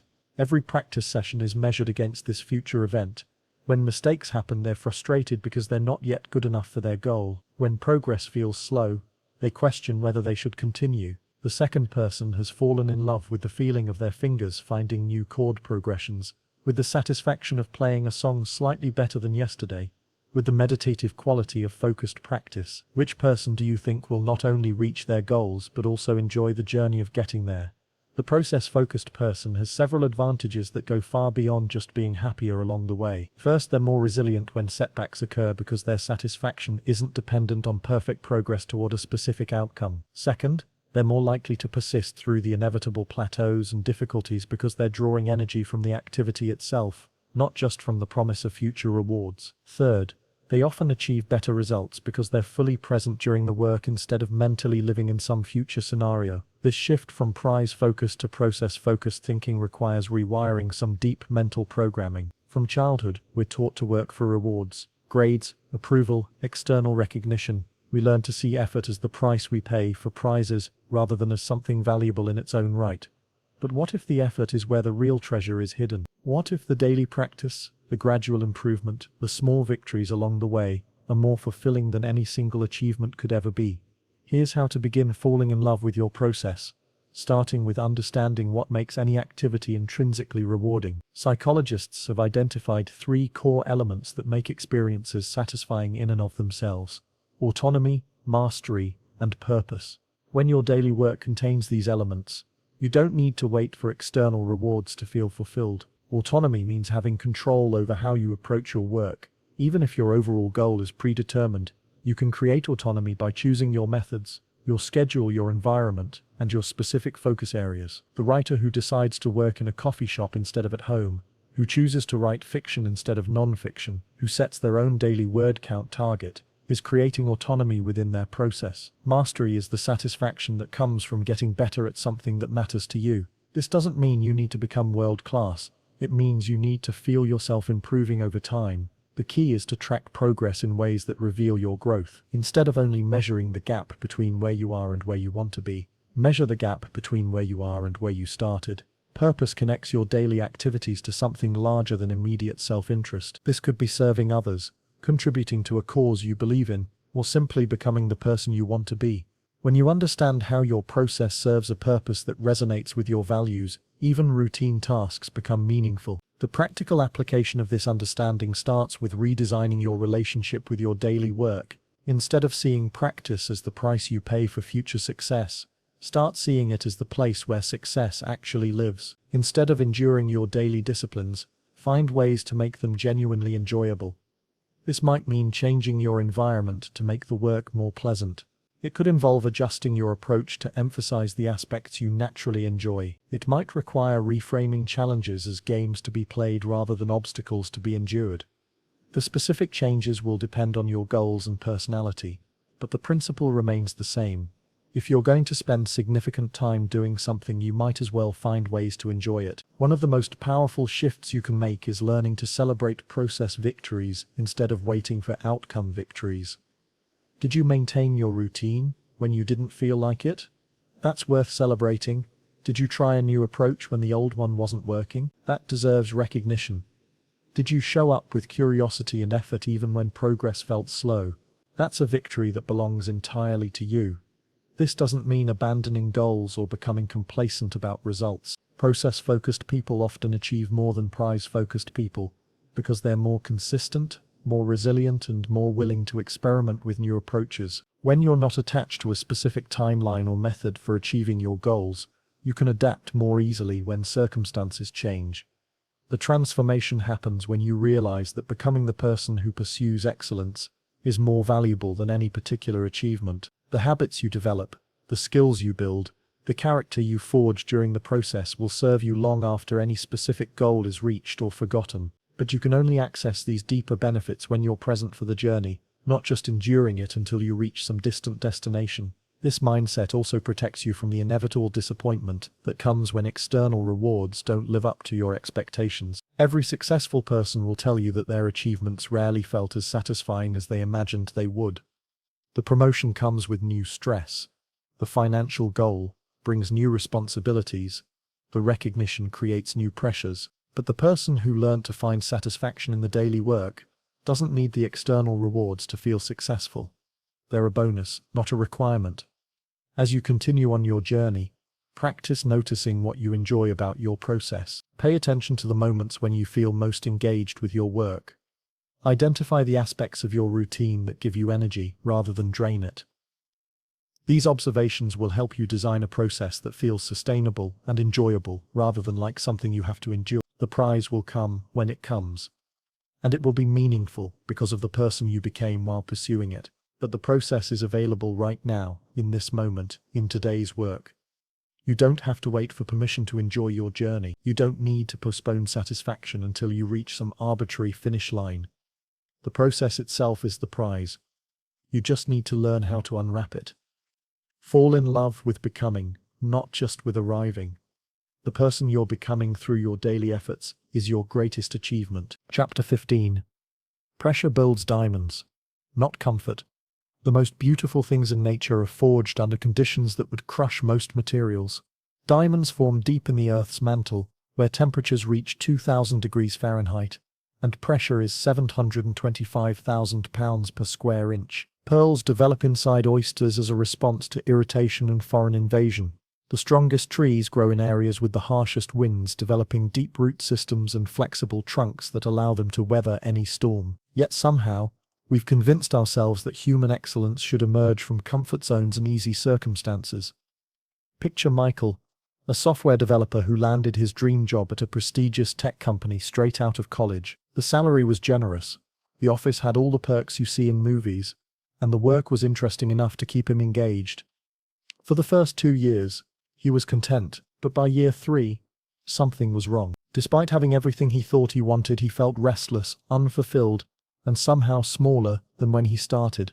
The comfort that initially felt like success was actually preventing him from discovering what he was truly capable of achieving. Meanwhile, across town, Jennifer had been laid off from her marketing job during a company restructuring. With a mortgage to pay and 2 young children to support, she had no choice but to figure something out quickly. She started freelancing, taking projects that were completely outside her expertise. Every day brought new challenges that forced her to learn skills she never knew she needed.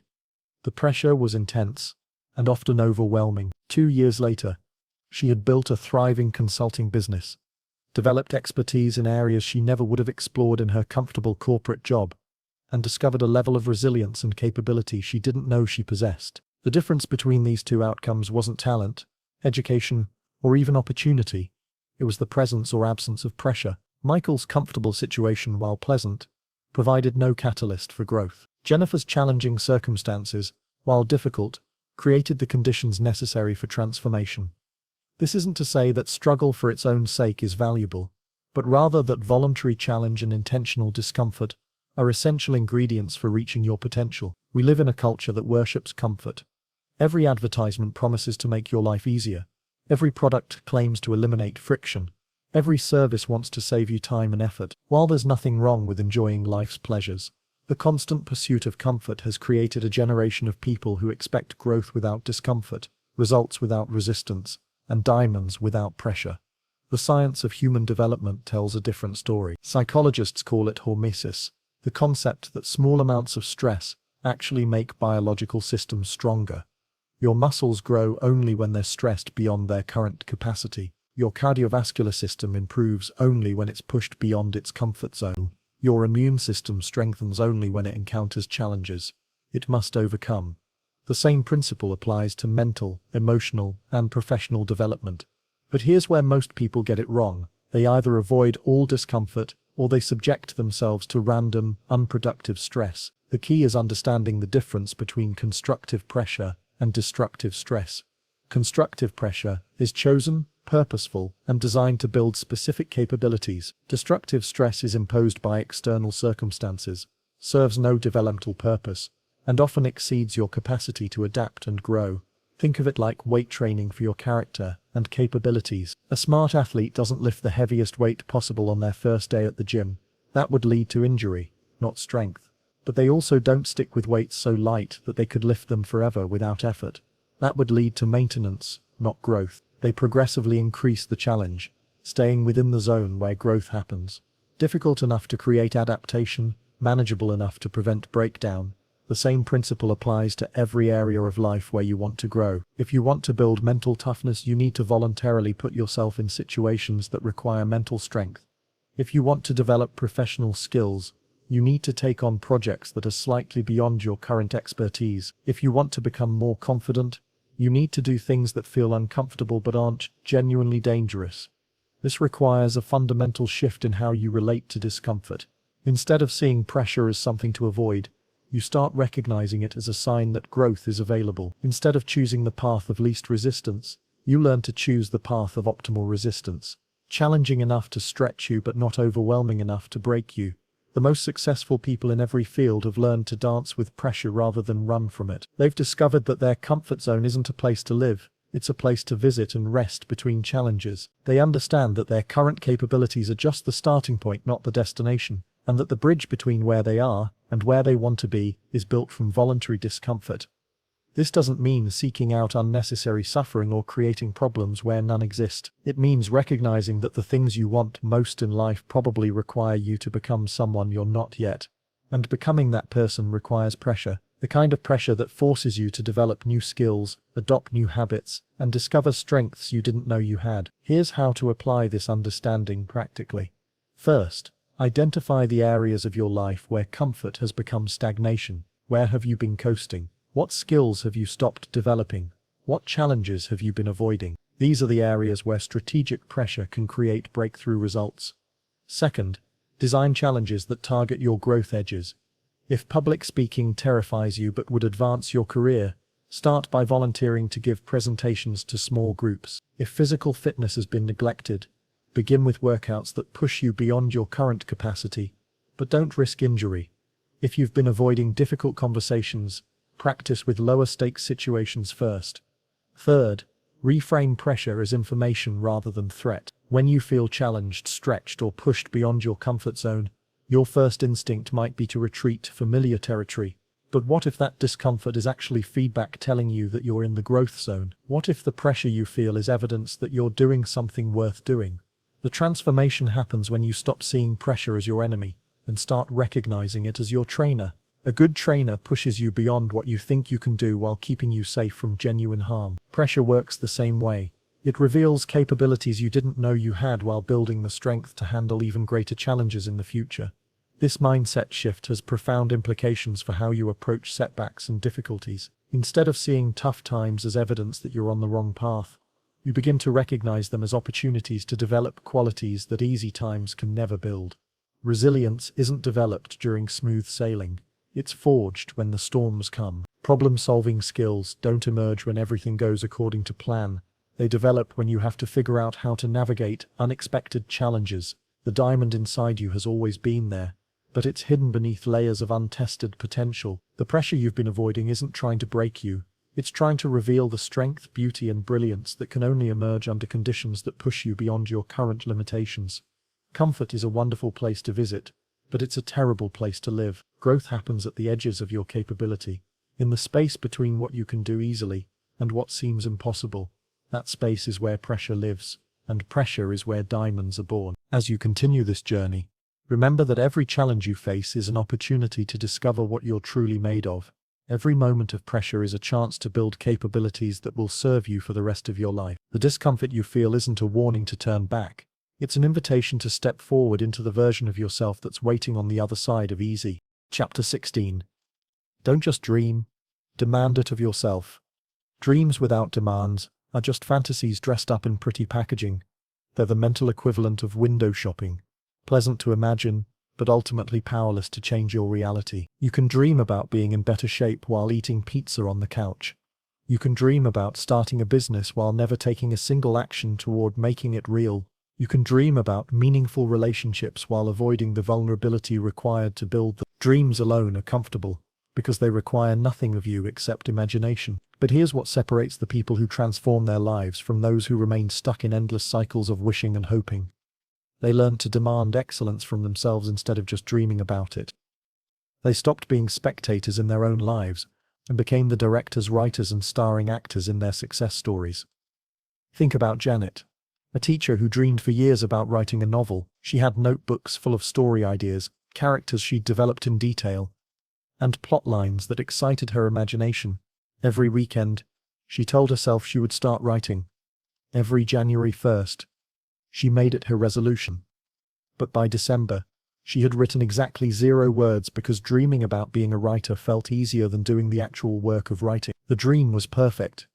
It contained no rejection letters, no difficult editing processes, no moments of staring at a blank page wondering if she had anything worth saying. Compare this to Marcus, who also dreamed of writing a book, but took a fundamentally different approach. Instead of just hoping it would happen someday, he demanded that he write 500 words every single morning before going to work. When he didn't feel inspired, he wrote anyway. When he thought his writing was terrible, he wrote anyway. When life got busy and finding time seemed impossible, he wrote anyway. Within 18 months, he had completed his first novel. The difference wasn't that Marcus was more talented or had more time. The difference was that he demanded action from himself instead of settling for dreams. This distinction is crucial because dreams and demands engage completely different parts of your psychology. Dreams live in the realm of possibility where everything is perfect and nothing is difficult. They're maintained by hope and sustained by imagination. Demands live in the realm of reality where progress requires effort and results require consistency. They're maintained by commitment and sustained by action. The cultural messaging around dreams has done us a disservice. We're told to follow our dreams and believe in ourselves, as if positive thinking alone could transform wishes into reality. While optimism and self-belief are valuable, they're not sufficient. Without the willingness to demand consistent action from yourself, dreams remain in the category of entertainment rather than achievement. The science of goal achievement supports this understanding completely. Research shows that people who make specific, demanding commitments to themselves are significantly more likely to achieve their objectives than those who maintain vague hopes and wishes. The act of demanding something from yourself activates different neural pathways than simply dreaming about it. Demands engage your executive function, trigger planning behaviors, and create the psychological tension necessary for sustained effort. But making demands of yourself requires courage that dreaming doesn't. When you demand something, you're accepting responsibility for making it happen. You're acknowledging that success depends primarily on your choices and actions rather than on external circumstances or good fortune. You're moving from the passenger seat to the driver's seat of your own life. This shift is uncomfortable because it eliminates excuse. When you're just dreaming, you can always blame the timing, other people, circumstances, or luck when things don't work out. When you're demanding results from yourself, the responsibility falls squarely on your shoulders. This responsibility can feel heavy, but it's also incredibly empowering because it means your success is truly in your control. The practical difference between dreams and demands shows up in how you structure your daily life. Dreams influence your spare time. You think about them when you're not busy with other things. Demands influence your priorities. You organize your schedule around making them happen. Dreams are what you hope will occur. Demands are what you ensure will occur. Here's how to transform your dreams into demands starting today. First, get specific about what you actually want. I want to be successful is a dream, so I want to increase my income by 30% within the next 12 months by developing skills in digital marketing and taking on 3 additional clients is a demand. Dreams live in generalities. Demands live in specifics. Second, identify the daily and weekly actions that will make your goal inevitable. If you demand to be in excellent physical shape, what does that require? Probably 4 to 5 workout sessions per week, meal planning on Sundays, and 8 hours of sleep per night. If you demand to build a side business, what does that require? Perhaps 2 hours of focused work every evening, and 1 full weekend day dedicated to business development. Third, create accountability systems that make it difficult to break your commitment to yourself. This might involve working with a coach, joining a group of people with similar goals, or simply tracking your daily actions in a way that makes your consistency visible. The key is creating external structures that support your internal demands. Fourth, develop the mental toughness to follow through even when you don't feel like it. This is where most people fail. They make demands when they're motivated, but abandon them when motivation fades. Real self-discipline means keeping your commitments to yourself regardless of your emotional state in any given moment. The transformation that occurs when you shift from dreaming to demanding is profound. Your relationship with time changes. You stop waiting for the right moment and start creating the right actions. Your relationship with obstacles changes. You stop seeing them as reasons to quit and start seeing them as problems to solve. Your relationship with yourself changes. You stop being someone who hopes for good things and become someone who creates good things. This doesn't mean you should never dream. or that imagination isn't valuable. Dreams provide direction and inspiration, but they must be paired with demands if they're going to become reality. The most successful people are those who dream big, but demand consistent action from themselves in service of those dreams. The demands you make of yourself also compound over time in ways that dreams never can. Each time you follow through on a commitment to yourself, you build evidence that you're someone who does what they say they'll do.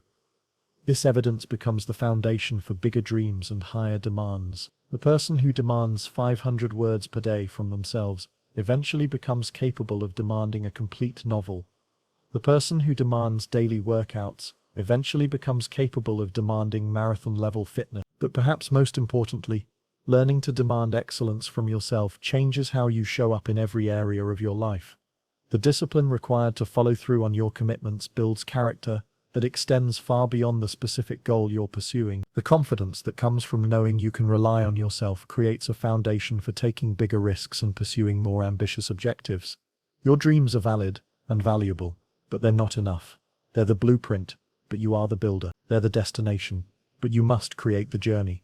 Stop waiting for your dreams to come true and start demanding that you make them true. The version of yourself that you've been dreaming about is real and achievable, but only if you're willing to demand the actions, consistency, and growth required to become that person. Your dreams are calling, but they're not asking for your hopes. They're asking for your commitment. Chapter 17. The struggle is where strength is born. Every muscle fiber that makes you stronger is born from being torn down first. Every bone that can bear weight was stressed to the point where it had to adapt or break. Every skill that serves you was developed through repetition that felt clumsy and frustrating before it felt natural. Yet, when struggle appears in your life, your first instinct is probably to avoid it, minimize it, or see it as evidence that something has gone wrong. What if the opposite is true? What if struggle isn't the interruption to your growth story? What if it is the growth story? Consider the story of oak trees and palm trees during a hurricane. The oak tree, strong and rigid, seems like it should be better equipped to handle the storm. Its thick trunk and solid branches appear formidable against the wind. But when the hurricane hits with full force, the oak tree often snaps because it tries to resist the pressure.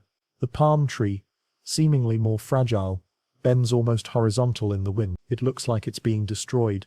But when the storm passes, the palm tree springs back upright, often stronger than before because its root system has been forced to grow deeper, and its trunk has developed greater flexibility. The difference isn't in the initial strength of these trees, it's in how they relate to the struggle. The oak tree sees the storm as something to resist. The palm tree sees it as something to dance with. This metaphor reveals something profound about human development. It's not the absence of struggle that creates strength, but rather how you move through the struggle that determines what you become on the other side. We've been conditioned to believe that a good life is one where everything goes smoothly, where obstacles are rare, and where success comes without significant resistance. This conditioning sets us up for a profound disappointment, because struggle isn't an occasional interruption to life. It's woven into the fabric of any life worth living. Every meaningful goal requires you to become someone you've never been before, and that transformation process is inherently challenging. The conventional advice tells us to overcome struggle, push through obstacles, and conquer our challenges. This language frames struggle as the enemy, something external that must be defeated before you can access your true potential. But this adversarial relationship with difficulty makes every challenge feel like a personal failing, and every setback feel like evidence that you're not cut out for success. Here's the reframe that changes everything. Struggle isn't happening to you, it's happening for you. Every challenge you face is your life providing you with exactly the curriculum you need to develop the capabilities required for your next level of achievement. The difficulty isn't punishment for wanting something better, it's preparation for handling something better. Think about this from the perspective of physical training. When you lift weights, you're literally creating microscopic tears in your muscle fibers. If you didn't understand the science, you might think this damage was harmful. But those tears are precisely what trigger the repair process that makes your muscles stronger. The temporary breakdown creates the conditions for permanent breakthrough. The same principle applies to every form of growth. When you take on a project that's beyond your current skill level, you'll experience moments of confusion, frustration, and doubt. These feelings aren't signs that you should quit. They're signs that your capabilities are being stretched in ways that will expand them permanently. The entrepreneur who never faces cash flow problems never develops the resourcefulness that built-to-last businesses require. The leader who never encounters team conflicts never develops the communication skills that great leaders possess. This understanding transforms how you interpret the difficulties in your life. Instead of seeing struggle as evidence that you're on the wrong path, you begin to recognize it as confirmation that you're challenging yourself appropriately. Instead of asking, "Why is this so hard?" you start asking, "What is this teaching me?" Instead of wishing the struggle would end, you start mining it for the strength it's trying to give you. The research on post-traumatic growth reveals something remarkable about human psychology. People who navigate significant challenges often emerge not just recovered but actually stronger than they were before the difficulty began. They develop deeper relationships, clearer priorities, greater self-confidence, and enhanced appreciation for life. This isn't because struggle is inherently good, but because humans have an extraordinary capacity to transform difficulty into strength when they approach it with the right mindset. But here's the crucial distinction. This transformation isn't automatic. Struggle alone doesn't create strength. How you relate to struggle creates strength. Two people can face identical challenges and emerge completely different. One person allows the struggle to make them bitter, fearful, and small. The other uses the struggle as raw material to build resilience, wisdom, and capability. The difference isn't in what happened to them, it's in how they chose to work with what happened to them. The practical application of this understanding starts with changing your internal dialogue during difficult times. When you catch yourself thinking that this shouldn't be happening, or why me, or I can't handle this, pause and redirect your attention. What if this challenge is exactly what you need right now? What if your life is providing you with the perfect training ground for the person you need to become? This doesn't mean adopting false positivity or pretending that struggle doesn't hurt. Pain is real, difficulty is genuine, and acknowledging these realities is important for processing them effectively. But acknowledging the reality of struggle doesn't require you to see yourself as a victim of circumstances beyond your control. You can simultaneously honor the difficulty of your situation and recognize the opportunity it contains. The strength that emerges from struggle isn't just psychological, it's practical. When you navigate cash flow problems in your business, you develop financial management skills that will serve you for decades. When you work through relationship conflicts, you build communication abilities that improve all your future connections. When you push through physical challenges, you discover reserves of energy and determination you didn't know existed. These capabilities can't be developed any other way. You can read about resilience, watch videos about persistence, and attend seminars about overcoming obstacles, but these intellectual inputs can't substitute for the actual experience of working through real difficulties. The strength you need is only built in the gymnasium of genuine challenge. This is why the most successful people often have the most struggle in their background stories. They didn't succeed in spite of their difficulties. They succeeded because of how they transformed their difficulties into capabilities. The struggle wasn't a detour from their success path. It was the path itself. Here's how to begin viewing struggle as strength training instead of as punishment. First, develop curiosity about what each challenge might be trying to teach you. When you face a setback, instead of immediately focusing on how to get rid of it, spend time exploring what skills, qualities, or insights it might be offering. The layoff that feels devastating might be preparing you for the entrepreneurial journey you've been too scared to begin. The relationship that ends might be clearing space for connections that align better with who you're becoming. Second, track the capabilities you're developing through your struggles. Keep a record of the skills you're building, the mental toughness you're developing, and the insights you're gaining. This documentation serves two purposes. It helps you recognize the value being created through your challenges, and it provides evidence of your growth that you can reference during future difficulties. Third, reframe struggle from something that happens to you to something you're actively working with. Instead of being a passive victim of circumstances, become an active participant in your own development. This means asking better questions during tough times. Instead of "How do I get out of this?" ask "How do I grow through this?" Instead of "When will this end?" ask "What am I becoming because of this?" The most profound shifts happen when you begin to see struggle not as an interruption to your life story, but as the most important chapters in that story. The smooth sailing periods are pleasant, but they don't change you fundamentally. The struggles are where you discover what you're truly made of, where you develop the character that will define your future, where you build the strength that will carry you through whatever comes next.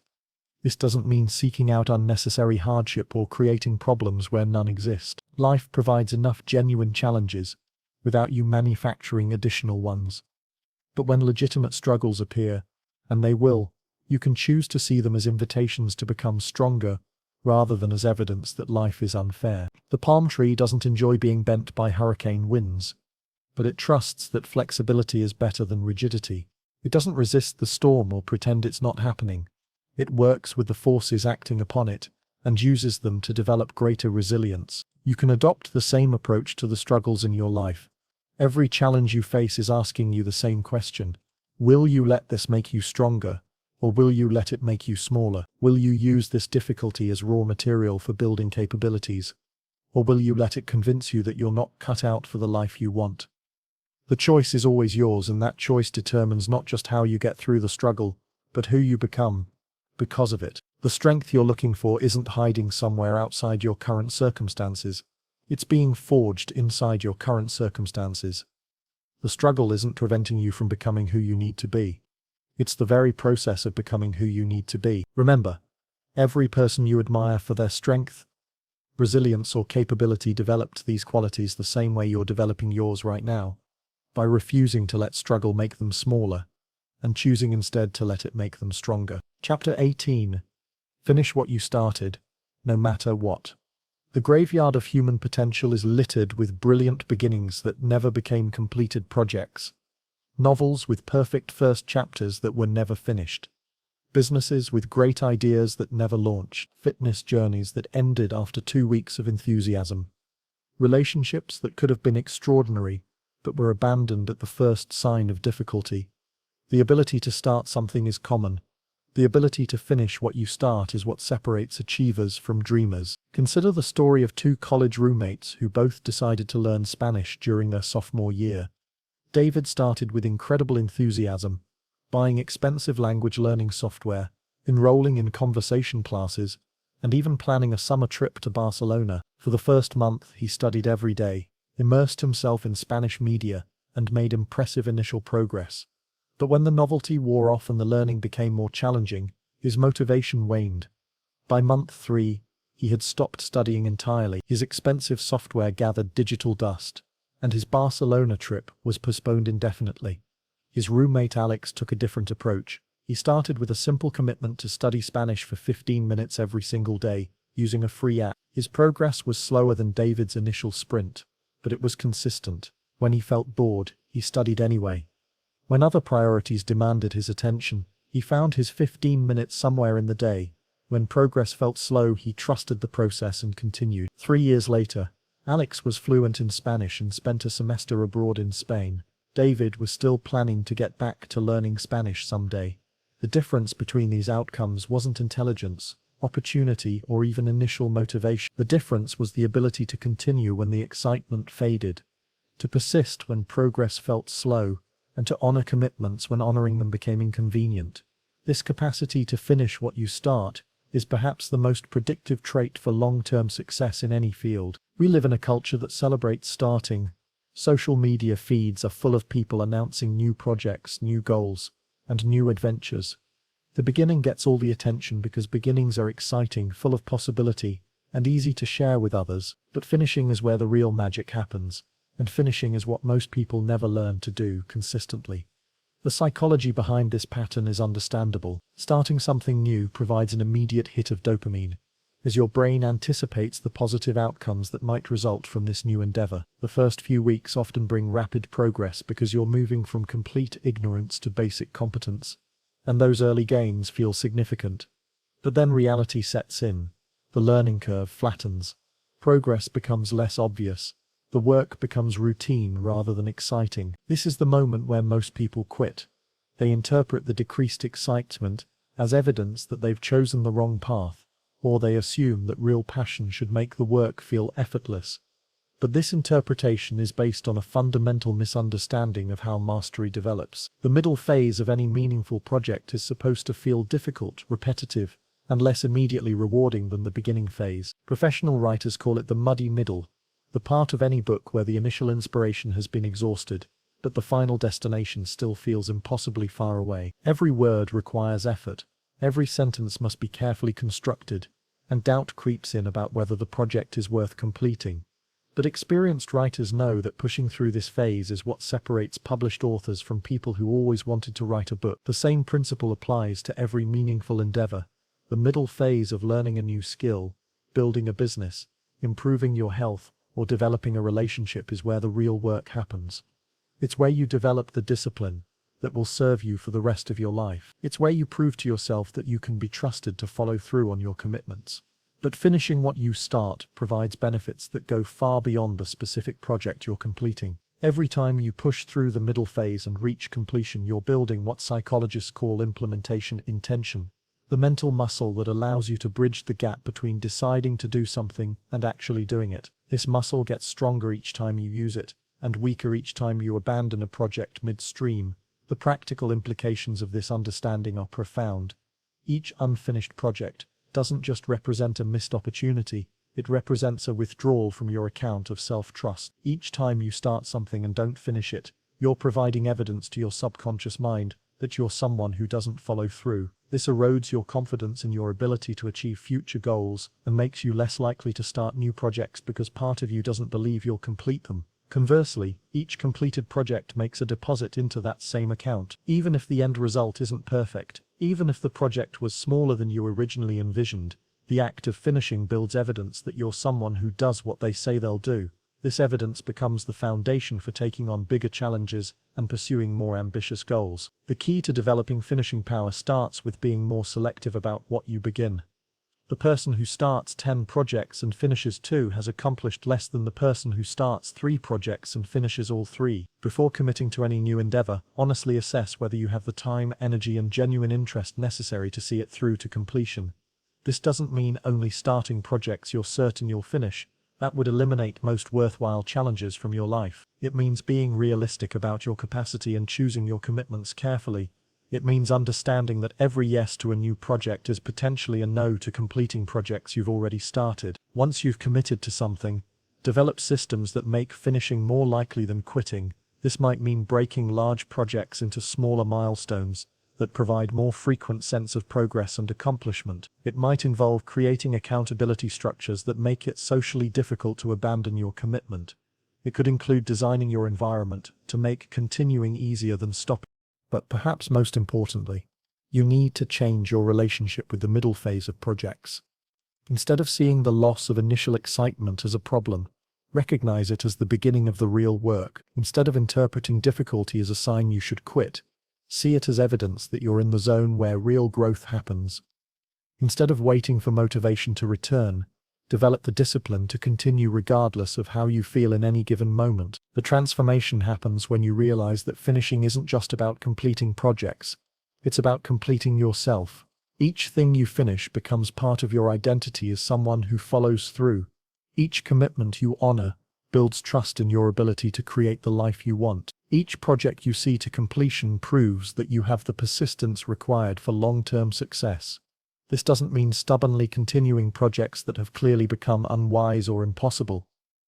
Sometimes circumstances change in ways that make finishing genuinely inappropriate, but before abandoning any commitment, honestly examine whether you're quitting because the situation has fundamentally changed or because the work has become less immediately gratifying.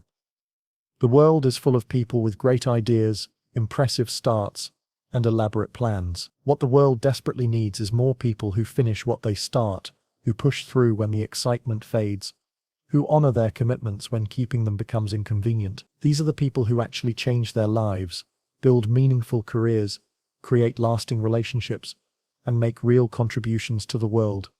Your ability to finish what you start is one of the most valuable skills you can develop. It's what transforms good intentions into real results, dreams into achievements, and potential into reality.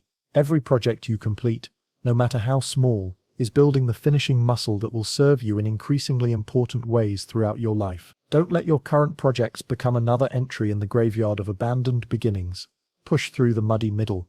Honor the commitment you made to yourself when enthusiasm was high. Finish what you started, not just for the sake of the specific project, but for the sake of who you become in the process of completing it. The world doesn't need another brilliant beginning. It needs your brilliant completion. Chapter 19. The last round is where winners are made. In boxing, they call it the championship rounds. Those final few rounds when both fighters are exhausted, when their bodies are screaming to quit, when their minds are flooded with reasons why giving up would be the smart choice. This is where technique breaks down and heart takes over. This is where the fighter who looked dominant early in the match might crumble, while the fighter who seemed outmatched finds reserves of strength they didn't know existed. Champions aren't made in the first round when everyone feels fresh and strong. Champions are made in the last round when continuing feels impossible, but they continue anyway.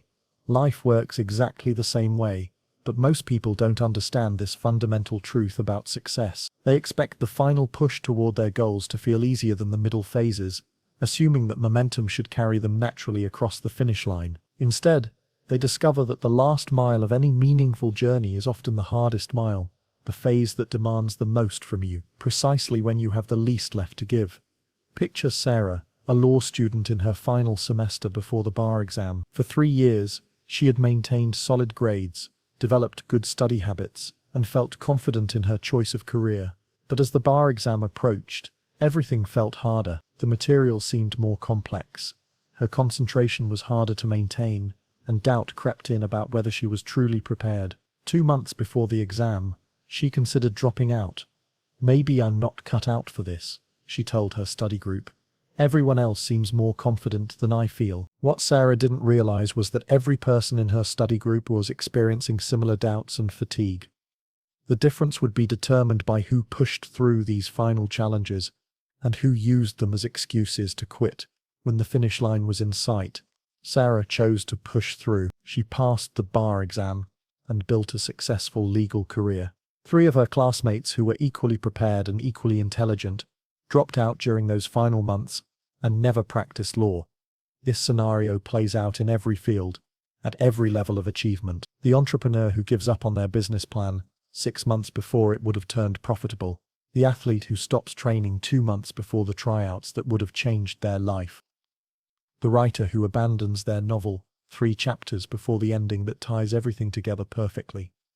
They quit not because they lacked ability but because they didn't understand that the final phase is supposed to be the hardest phase. The last round phenomenon exists because of how human psychology interacts with goal pursuit over time. In the beginning, you're fueled by excitement and possibility. In the middle, you develop systems and habits that carry you forward. But in the final phase, several forces converge to make continuation more difficult than ever before. Your initial enthusiasm has long since faded. The habits that sustained you through the middle phase feel stale and require more conscious effort. And perhaps most importantly, the stakes feel higher, because failure at this point means wasting all the effort you've already invested. This is where most people's psychology works against them. They start calculating the sunk costs and wondering if their investment of time and energy was wise. They compare their internal experience of doubt and fatigue with other people's external appearance of confidence and control. They interpret the increased difficulty as evidence that they're on the wrong path, rather than as confirmation that they're approaching the breakthrough they've been working toward. But here's what separates winners from everyone else. Winners understand that feeling like quitting when you're close to your goal isn't a bug in the system, it's a feature.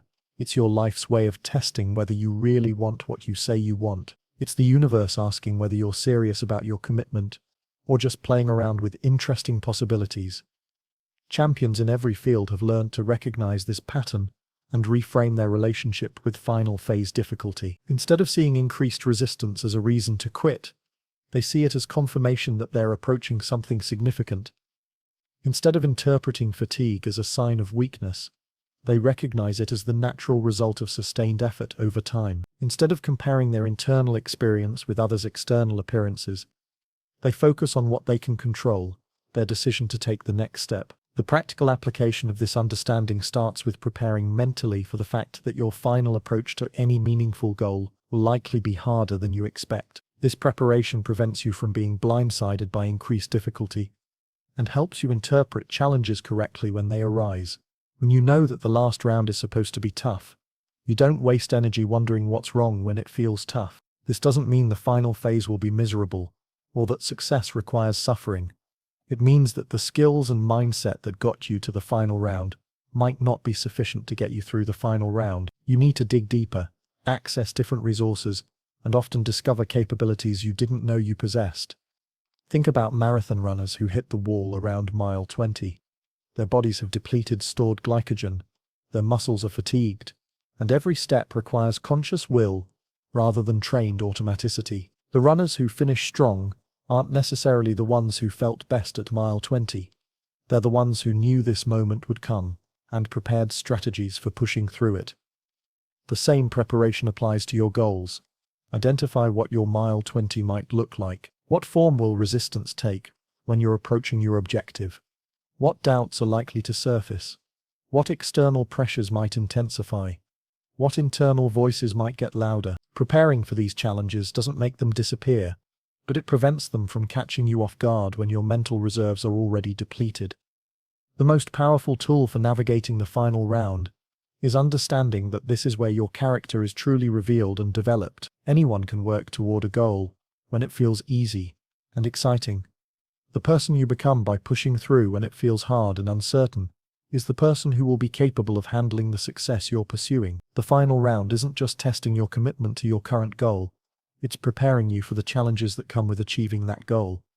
This is why the last round is where winners are made. It's not just about crossing a particular finish line, it's about proving to yourself that you're someone who does what they say they'll do, even when doing it becomes difficult.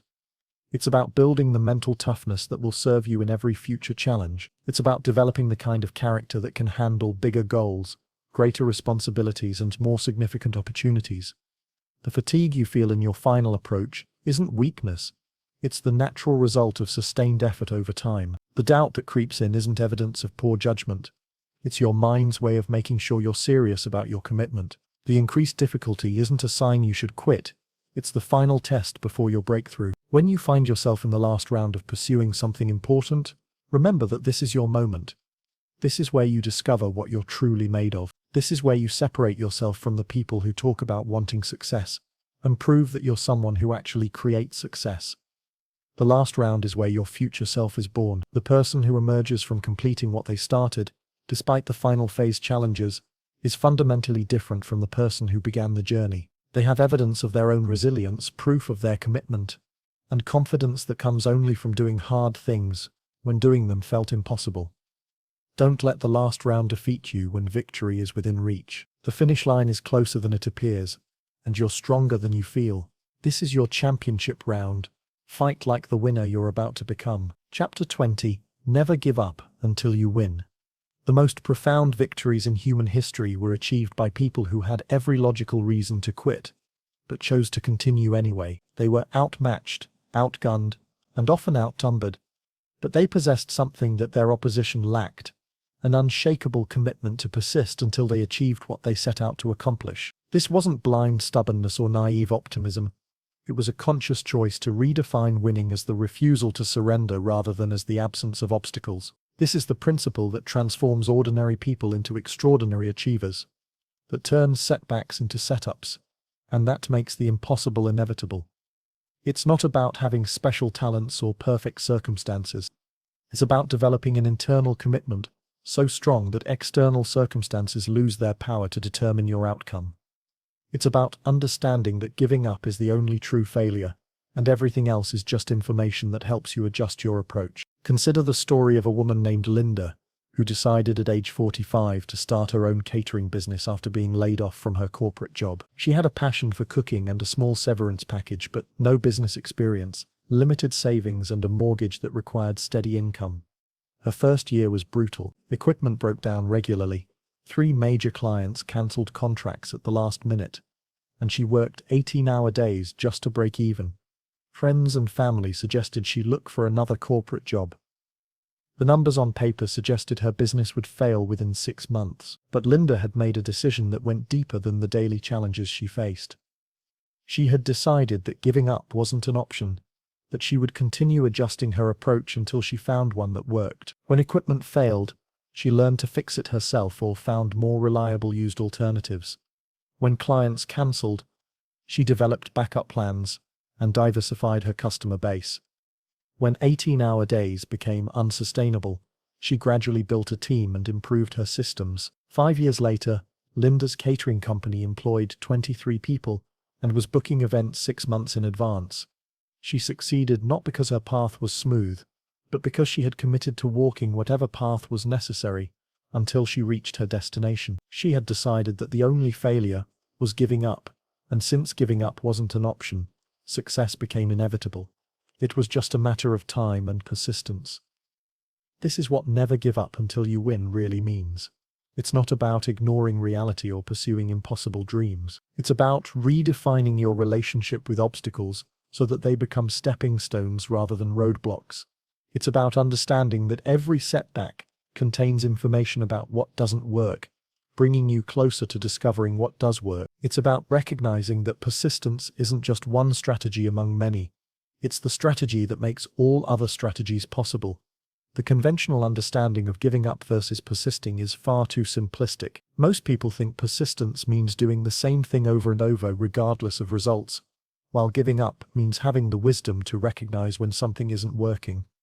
But both of these approaches miss the essential point. True persistence isn't about repeating failed approaches. It's about maintaining your commitment to your outcome while remaining flexible about your methods. This distinction is crucial because it addresses the most common objection people have to the idea of never giving up. But what about when you're pursuing something unrealistic? They ask. Shouldn't there be a point where you accept that some things aren't meant to be? The answer lies in understanding the difference between giving up on your goal and giving up on a particular approach to that goal. When Linda's catering business was struggling, she could have given up on her goal of entrepreneurship and returned to corporate employment. Instead, she gave up on approaches that weren't working, while maintaining her commitment to building a successful business. This flexibility within persistence is what separates intelligent determination from stubborn repetition. The psychological research on grit and achievement supports this understanding completely. Studies consistently show that the ability to persist through difficulties is a better predictor of long-term success than intelligence, talent, or initial advantages. But the most successful people aren't those who never change their approach. They're those who never change their commitment to finding an approach that works. This mindset transforms how you interpret every challenge in your journey. Instead of seeing obstacles as reasons why your goal might be impossible, you begin to see them as puzzles to be solved on the way to your inevitable success. Instead of asking whether you should give up when things get difficult, you start asking what you need to learn, adjust, or try differently. The power of this commitment extends far beyond achieving any particular goal. When you develop the identity of someone who never gives up until they win, you change how you show up in every area of your life. Problems become temporary rather than permanent. Setbacks become setups for comebacks. Failures become valuable data that guide your next attempts. But perhaps most importantly, you stop living in fear of challenges, because you know that your persistence gives you the ultimate competitive advantage. Other people might be smarter, more connected, or better funded, but if you're the person who continues when they quit, you'll eventually surpass them. Time becomes your ally rather than your enemy, because every day you persist while others give up increases your lead in the race toward your objectives. This doesn't mean that pursuing your goals should consume your entire life or that you should ignore other important priorities. It means that within the boundaries you set for your pursuit, you maintain absolute commitment to finding a way forward. It means that you treat obstacles as temporary inconveniences rather than permanent verdicts on your potential. Here's how to develop this unshakable commitment starting today. First, get clear about what winning actually means for your specific situation. Define your goal in terms that allow for flexibility in how you achieve it. Instead of "I must open a restaurant on Main Street," consider "I will build a successful food business that allows me to share my passion for cooking with others." This clarity prevents you from giving up on your true objective when one particular path becomes unavailable. Second, develop systems for learning from every setback. When something doesn't work, resist the urge to see it as evidence that you should quit. Instead, treat it as expensive education that's bringing you closer to the approach that will work. Keep a record of what you've tried, what results each attempt produced, and what you learned from each experience. This documentation helps you see progress even when external results aren't yet visible. Third, surround yourself with people who support your commitment to persistence. Not everyone will understand your refusal to give up, especially when the path becomes difficult. Some people will project their own fears and limitations onto your situation, suggesting that continuing is foolish or unrealistic. While you should listen to thoughtful advice, make sure your inner circle includes people who believe in your ability to find a way forward. Fourth, develop the mental toughness to continue when continuing feels impossible. This is where the real work happens. Not when you're motivated and excited, but when you're tired, discouraged, and tempted to quit. Create practices that help you reconnect with your deeper commitment when surface-level motivation fades. This might be meditation, journaling, exercise, or simply reminding yourself of why you started this journey in the first place.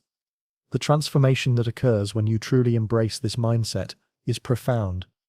You stop being someone who hopes for success and become someone who creates success. You stop being dependent on circumstances, aligning perfectly, and start becoming skilled at working with whatever circumstances exist. You stop being intimidated by challenges and start seeing them as opportunities to develop capabilities that will serve you for the rest of your life. Most importantly, you join the ranks of people throughout history who have proven that ordinary humans can achieve extraordinary things when they refuse to accept anything less than their vision of success. You become living proof that persistence combined with intelligent adaptation can overcome almost any obstacle. The path ahead will not be easy. There will be moments when giving up feels like the only rational choice. There will be setbacks that feel like permanent defeats. There will be people who suggest that your commitment to persistence is naive or unrealistic. But in those moments, remember that every person who has achieved something significant has faced identical doubts and chose to continue anyway. Your dreams are not too big. Your goals are not unrealistic. Your commitment to persistence is not naive. What's naive is thinking that anything worthwhile can be achieved without encountering substantial obstacles along the way. What's unrealistic is expecting success without being willing to persist through the inevitable challenges that separate dreams from achievements.